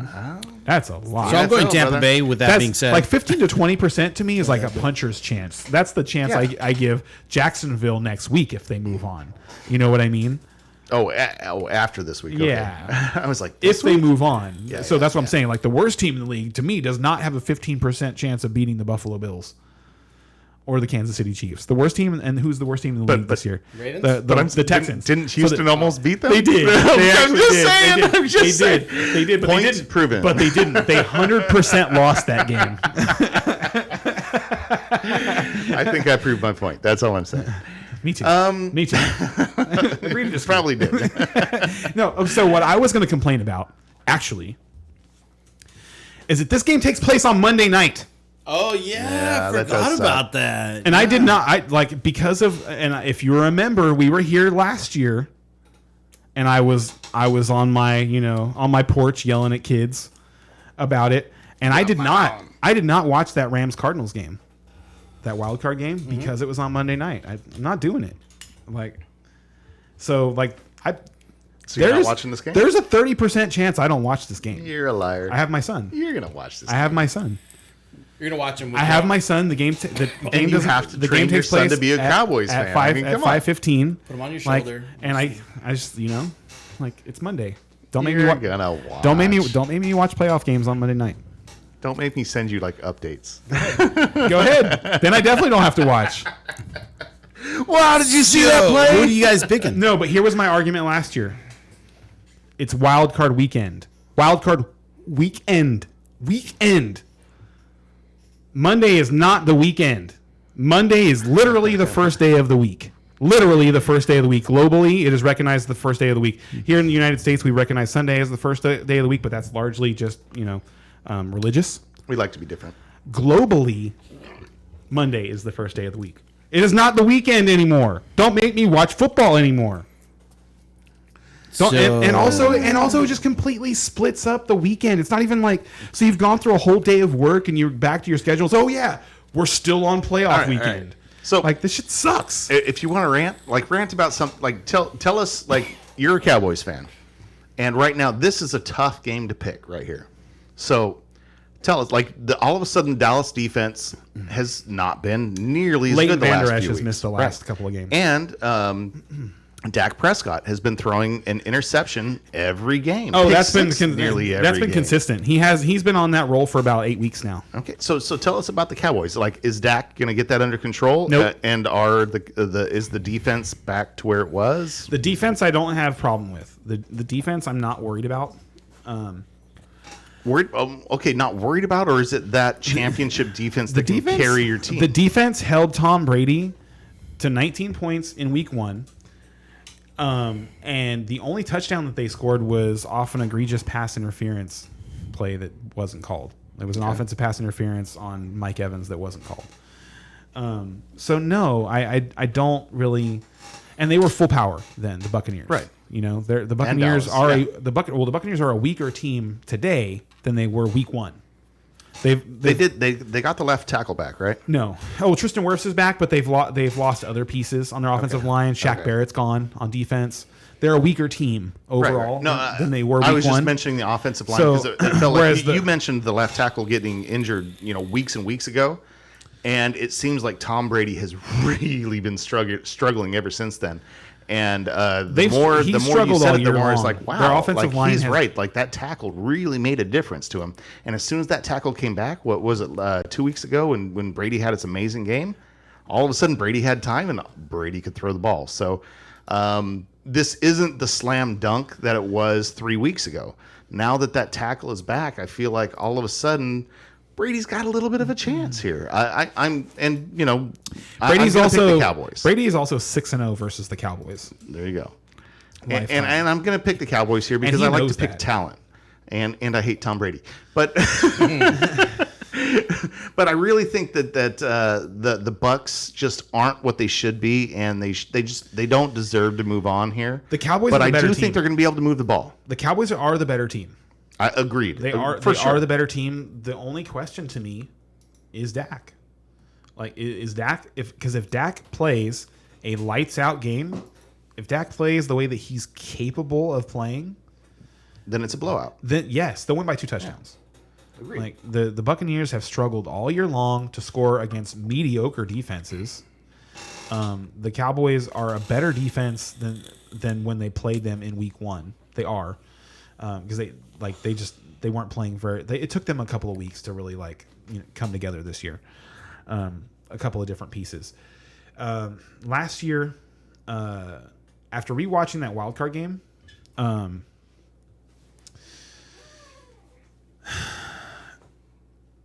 I feel like they know that they have unfinished business, like the Cowboys do. Okay. This is a team that's been together for a long time now. Like, their nucleus has been together for a long time. Dak and Zeke have been there since 2016. Zach Martin, and he's been there since 2014. Tyron Smith has been there since 2011. The biggest thing to me going into this game is that they're a team that doesn't commit as many penalties this year as they did in previous years. And like I mentioned earlier that they had 14 penalties in that wild card game last year against the 49ers. 9 or 10 of those penalties were committed by 3 players.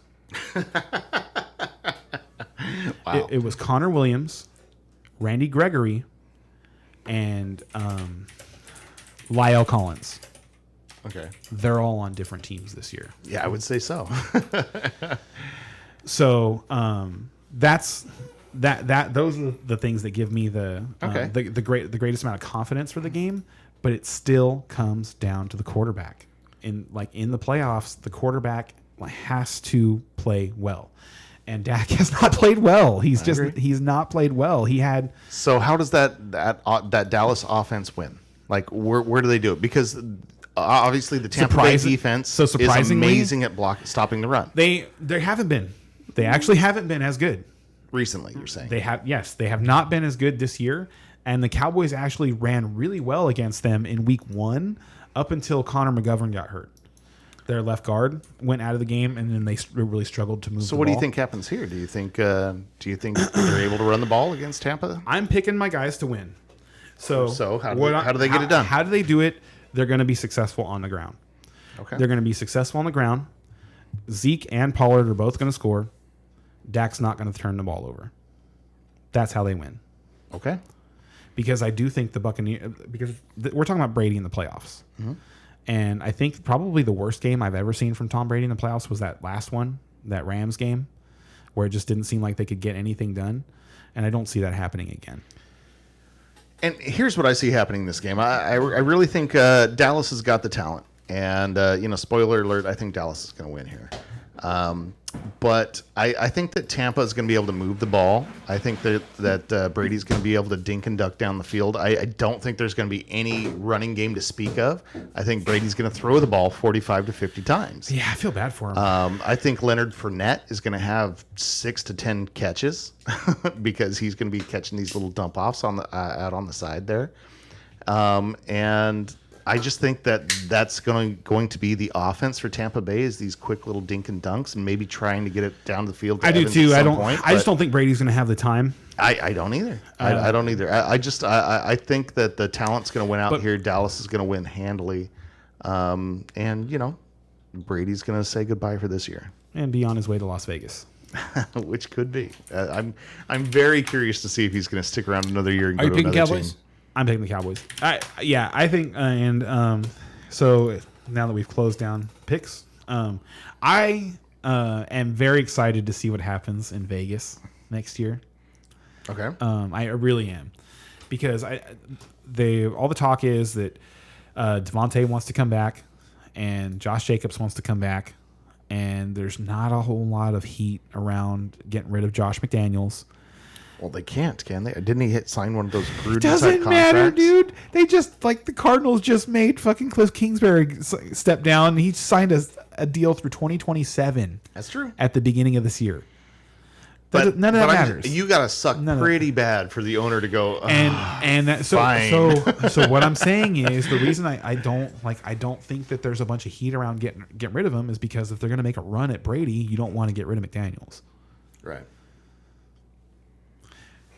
So do you think that's their goal? They have to make a run at a quarterback, especially if Adams is going to stick around and Josh Jacobs is going to stick around. They have to get a quarterback. The Raiders somewhere. haven't won a Super Bowl in 40 years. Aw. They're yeah. Sorry, I don't feel bad. No, I don't, and I don't either. I don't either. But being somebody who's a fan of the NFL, mm-hmm. it's like in baseball. When the Red Sox and the Yankees are good, it's good for baseball. In basketball, when the Knicks and the Lakers are good, it's good for basketball. Mm-hmm. You know what I mean? Yeah. When your big market teams are good, it's good for the sport in general. For sure. The Raiders are one of those teams. Even though they haven't won a Super Bowl in 40 years, you ask the average fan of football to name 5 teams that they know, the Raiders are probably coming out of their mouth. And I just want to say, especially since they've moved to Las Vegas, I really think that move to Las Vegas was way Overdue. Oh yeah. And genius move. Had to happen. Uh-huh. They're the team that belongs there. Yes. I agree with that too. Yeah. So they have not won a Super Bowl in 40 years. They are a marquee franchise. I think it's worth, honestly, at least $1 billion to their franchise if they win a Super Bowl. I think you could almost say any franchise, but yeah. No, but the Raiders are different though. The Raiders are different. They are. It's just Well, then I'd say it was worth $2 billion, because a $1 billion increase can on we- any franchise. Ray, can you pull up the NFL's most valuable franchises for me, please? Like, there should be like a Forbes list of the net worth of the franchises, because I want to see where the Raiders are. Because then I'll give you an idea of what I think would happen should Brady go to the Raiders and then win a Super Bowl. That's how like And win a Super Bowl? Okay, yeah. he goes, they're winning. Wow. Okay, I'd bet against that, but Nah, he goes there. Like you give him Devontae Adams and Darren Waller, like no, they're winning again. He'll win again. bold statement. But I mean, a lot of people would agree with you there. I think Darren Waller's a monster. he's good. No, Waller's really good, and obviously Adams is amazing. Like, I don't disagree with that. According to Forbes, they rank the Dallas Cowboys at $8 billion, and the Raiders are number one. And the Raiders are Number 9? Las Vegas Raiders, number 9, $5.1 billion. Yeah, I think if Tom Brady was to go and Wow, go, the Steelers are 17th. That doesn't make any sense. I know, right? That's crazy. Isn't it? Huh. But that's how. But You that's, can see how the owners think. You know what Huh? I mean? Because Jerry Jones is, very bottom line, very, you know what I mean? Like, he's the businessman first, whereas brand. yeah. It's branding. Right. It's branding. Whereas our Pittsburgh owners are a little bit more philanthropic, Conservative, a little, Anyway, Yeah, a little more like letting things play out naturally. right. I like how this Okay, list shows so what state they're from. So here's what I think Tom Brady goes to Vegas, wins the Super Bowl. Vegas goes to the top 5. And what's number 5? What's the value of number 5? Number 5 is valued at $5.8 billion, Chicago Bears. The Bears are number 5? Yeah. Dude, the Giants are number 4? That doesn't surprise me. Yeah, that's a New York team, even though they're It surprises me that the Patriots are number 2. Yeah, they've had their dynasty. It makes sense. but so anyway, and what are the Patriots valued at? $6.4 Jets are billion. number 7? So the Cowboys are Another New number York 1. team. So wait, the Cowboys are number 1 by over $1.5 billion. That's what it looks like, yeah. That is good branding, sir. Good branding. So the Cowboys are. You want to know who's the bottom? Yes. The Bengals. Wow. That- $3 billion. yeah. Even after last year. So what a lot. There's big talk about the Bengals and whether or not Bills are number 29? there's big talk. Holy crap. About the Bengals and whether or not they're going to be able to afford Joe Burrow because of the different types of deals that are happening now. The deals that are happening now, guys are getting cash. Like the owners that have cash now Oh, and you're saying the Cincinnati owner just doesn't have the cash. doesn't have the cash. Yes, That's kind of funny. it is kind of funny. I hadn't thought of that as like one of the considering It's a real factors, deal. but yeah. Yeah, Wow. like it's a real deal for signing free agents now. Is being able to offer them cash. Well, I didn't think there was any of the 32 owners that couldn't. You know what I mean? You wouldn't think so. No, I really wouldn't. You wouldn't think so. But yeah, I would think that if Tom Brady goes to, based on those numbers, if Tom Brady goes to the Raiders and wins the Super Bowl, they go up to number 2. I don't know about number 2, but they definitely go. They're up. that popular, dude. Yeah. Yeah. There's no reason for them to be number 9. The Bears have done a lot more as a franchise than the Raiders have in the last 40 years. But look, they're number 9, and they've gained 9 spots in the last year because of going to Vegas. So Yep. just yeah, Yeah. yep. They're Where on do the you rise. see that at? Right Oh, there, right there, the 9 up, little huh? arrow. Yeah. And So whereas they have a swing of 9. Yeah, Cowboys and- interesting. the Cowboys and Yeah. Patriots haven't moved. Interesting. But yeah. All right. So yeah, that's what I think of when I think of Tom Brady going to Las Vegas. It's not even just about like could they win a Super Bowl. It's like there's so much money involved in a decision like that. You know, just imagine like if Michael Jordan had gone to the Lakers instead of the Wizards. You know, I wish. seriously though, imagine that. Yeah, be fun. How cool would that Why have did been? Chicago go up 2 That would have been spots? Jordan and Shaq and Kobe all Yeah. together. I'd have watched that. I would have watched that. I'd have been happy to watch that. I think. Like I would have That's had a show. Like it would have taken a second for me to get over it because I've always hated the Lakers for some reason. Even before. Oh, you know what? Even before I was a huge Celtic You're fan, not the only one. I just didn't like the yellow and purple. The Bears have a 2% debt ratio, so that could be contributing to their value. Yeah. Oh, where the others have a lot more.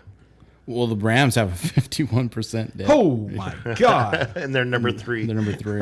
Oh my god. That means that they could fall out at like any minute. The only team that doesn't seem to have any debt is the Houston Texans.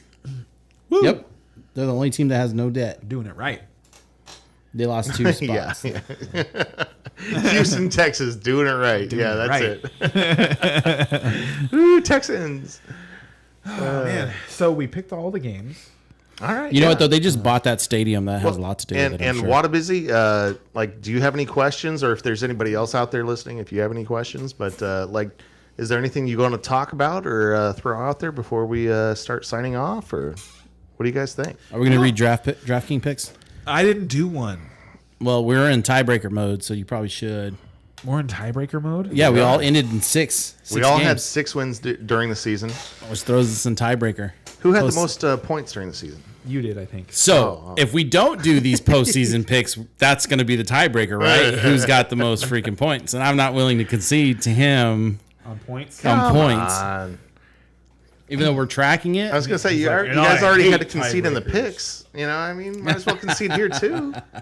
Yeah. Well, if you guys are all picking the same We had a teams, really good season. no, we did. We like to have that many correct picks and to finish so close. Like I'm very happy with this season. Good job, dude. Thank you, man. You Great too. season. You had, Yeah. you had a great year. No, we So did I'll go good. ahead and go first with DraftKings, since my lineup's done, and I'm going to go with Tom Brady. This is a postseason. He's valued at 5,800. Let's see some of that postseason magic and some of that experience that I've been. We're doing all 6 games, right? Yes, The all lineups 6 are games. from all 6 Classic, games. but all 6 games. And then in my running back, I got Hasty from Jacksonville, McCaffrey from San Francisco, and then wide receiver Evans, pairing him up with Brady. Lockett from Seahawks. Go slower. Lockett. Talk about the reasoning behind your decision so I can pick my lineups. I will, and some of these other non-obvious picks. Okay, so let's head back up to Hasty. Why did I pick Hasty? I picked Hasty because he at least gets touches, right? And he was valued at 4,600. He had even though he only had half a point for fantasy last week, he had 17 the week before that. I'm hoping that they're going to have to rely on him a little bit more than that. Lockett, I think, is a more obvious choice, but Osborne, the last 2 weeks, he's scored over 18 points in fantasy, and he's valued at 4,500. So what I'm seeing here is they're leaning on Osborne more and Minnesota, so I went ahead and picked him. I needed some Very true low value players.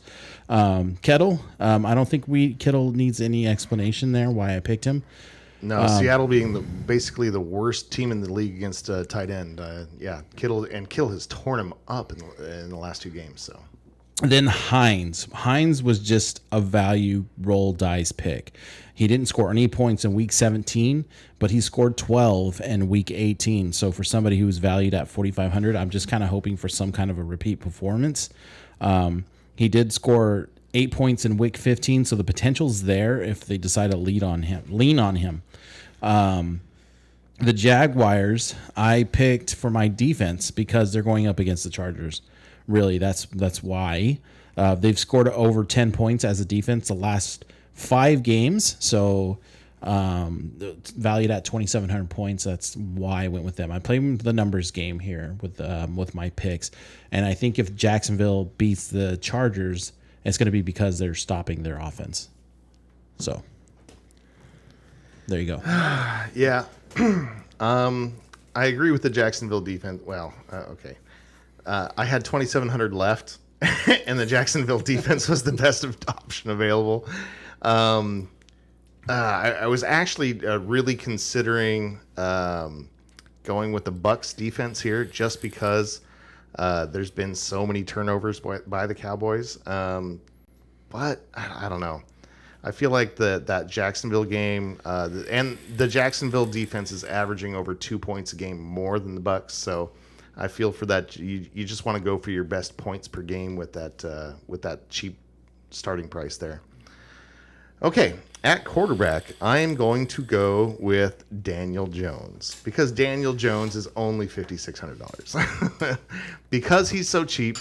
I need 15 to 20 points out of him, and if he gets more than that, awesome. And I really think that 15 points is his floor, and 20 to 25 is very, very doable here. At wide receiver, I went ahead and paired him with Rick James. Oh wait, what? Richie James, I think, but he should be Rick James. Better name. Sorry, Rick James, Richie James. Whatever, same.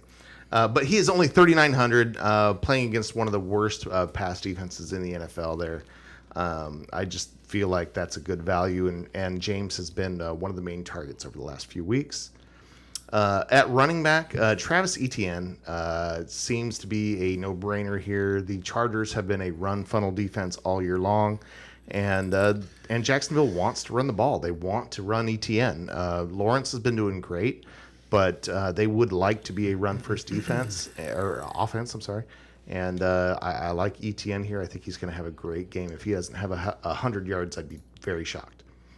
At running back, Leonard Fournette.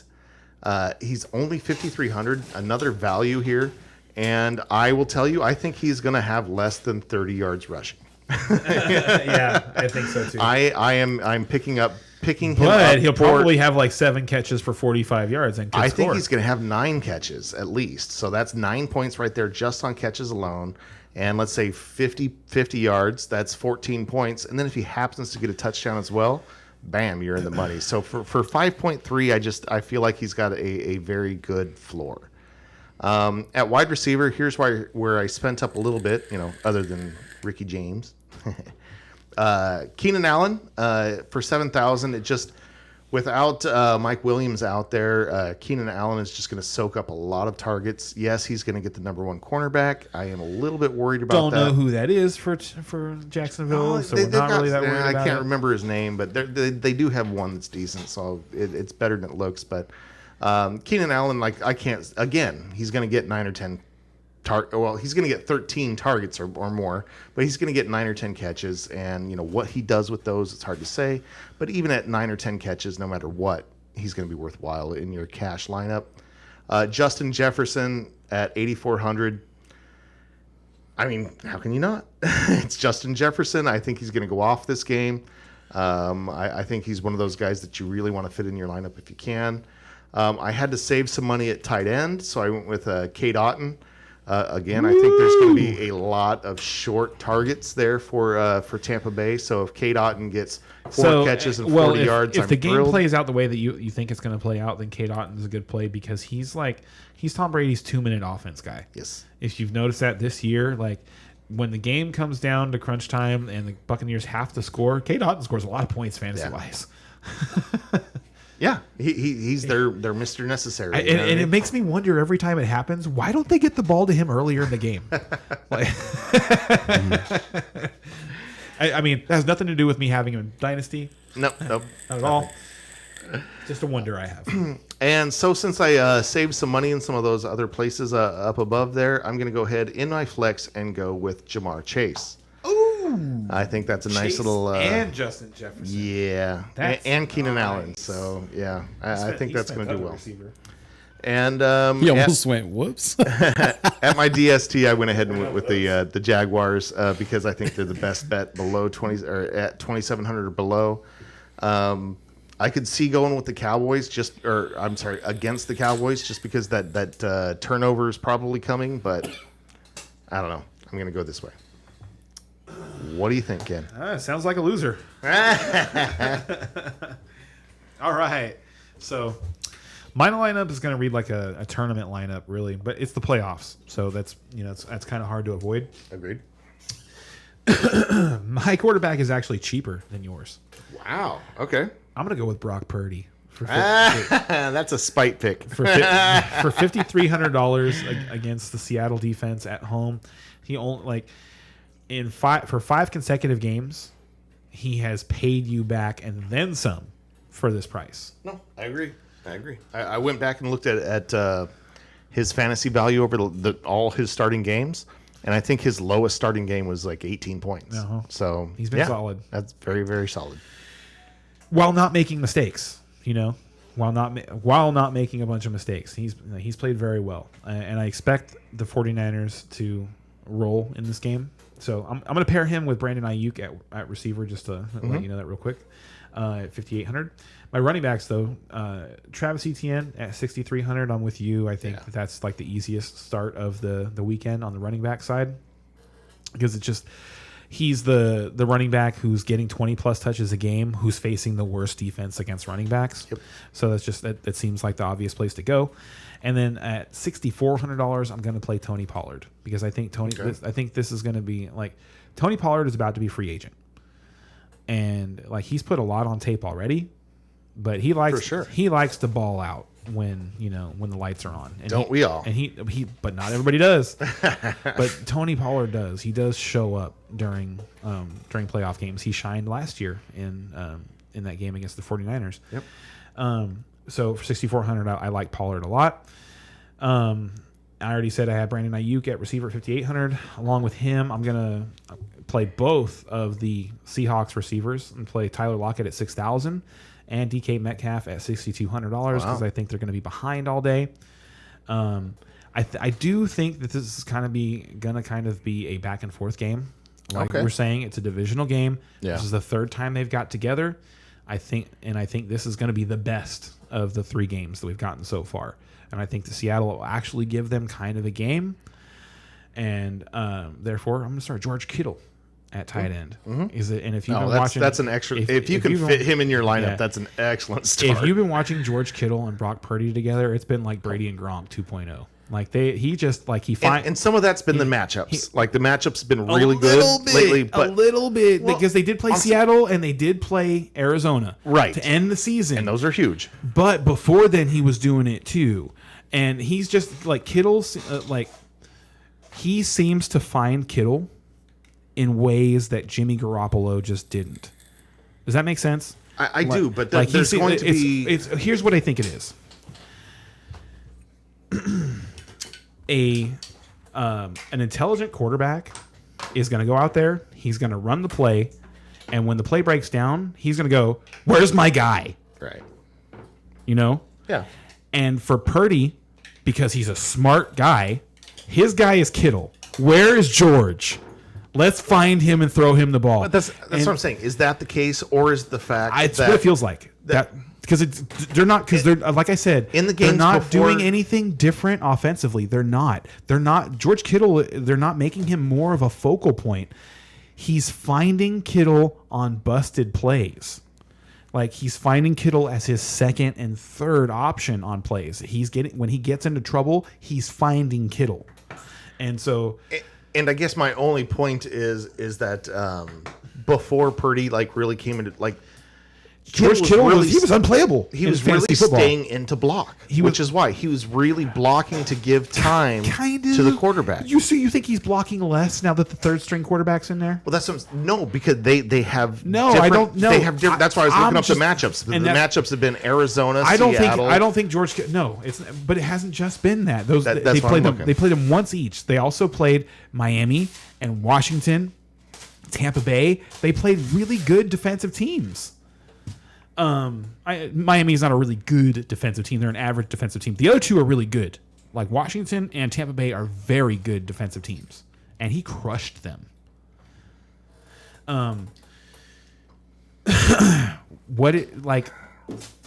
As somebody who's played Kittle in fantasy over the last 2 years enough times that it's frustrating. George Kittle had gotten to the point where it was is he a top 5 tight end? No, I totally agree. And we thought that it was because of scheme. We thought it was the 49ers just asking him to block too much. Then all of a sudden, this fucking 7th round draft pick quarterback takes over, and George Kittle goes nuclear. Okay, and I'm just saying, during that time, Here's the they thing. played Seattle, they played Arizona, they played Las Vegas. I'll give Three you of the worst teams in the league. I'll versus give tight you end. I'll give you one thing here that the only thing that argument that I'll hear against like Kittle continuing to have good performances is that Debo's back now. That's the Yes. only one. That's the only argument that I'm really willing to hear against it. And it's an important But one. the thing is that, like that the reason that argument doesn't hold as much weight to me is because I'm not seeing the 49ers draw up plays for Kittle. That's not what I'm seeing. Brandon Ayuk has been the person who has benefited for plays, being designed for him while Debo's been out. It's the goes to first read's not there, scrambles away from a guy who's breaking through in the pocket for and pressuring him, and then him finding Kittle. Like that I've seen so many times in the last few weeks that I feel like it's just going to continue. Like I feel like that's his guy. All right. That's fair. And that's something consistent. And that's one thing that like we don't really talk about it anymore, but it used to be like an adage, back in the day. The best thing you can do for a young quarterback is give him a great tight end, a security blanket. And he treats Kittle that way. He treats him like a security blanket. Like I was saying, when he gets into trouble, more often than not, 85 is where he's going with the ball. Did you finish your lineup there? No, who would want to after talking about George Kittle for so long? In my flex at $4,500, I feel like this is my punt is going to be KJ Osborne Oh, well. against the Giants, but I feel confident about that. I feel like he's going to get a couple of shots. Like say, raise on him too. I agree with that one. My defense, I feel like the best defense to start this week is the Bills at home against the Dolphins. The Dolphins, How much were they? 3,300. I could not afford them, or else I would have gone there. Well, you had Jamar Chase and Justin Jefferson in your lineup. So And I almost went down to Stephon Diggs instead of Chase to get the Buffalo defense, but that seems not bad. thought about it. Didn't quite go there. I feel like it's very close. It is very close. Like Yeah. Diggs versus Chase. That's really. And you come out, Chase So, is hold going to on. be a little on top. I think Diggs versus Chase is probably close enough that I'd rather if You'd one rather of take the defense? if one of them means I get to play Buffalo's defense, I'd rather take Diggs. I can see that. All right, so I'm going to take another shot right now, and we'll say that this shot is to congratulate Brian on his call of Allen Robinson outscoring OBJ. What about the McCaffrey? Look, the McCaffrey 14 still up there. touches. We'll leave that last one week. up We're there. going to leave that one? Okay. All right, this one was Oh. Robinson OBJ. Okay. Oh, and did you take this McLaurin Wilson? No, I took the Bowmores. Yes, I took both Bowmores. Okay, so McLaurin Wilson Bowmore. The Bowmores are off. Packers Bowmore is gone. Robinson OBJ, And Robinson OBJ. and I'll take one more before we sign off here. All right, which one do you want to take a shot for? You got I'll all take. these I'll choices. take. I'll take. Yeah, thanks, buddy. I'll take them. He's having such a good time. I really am. Man. Well, I love you, buddy.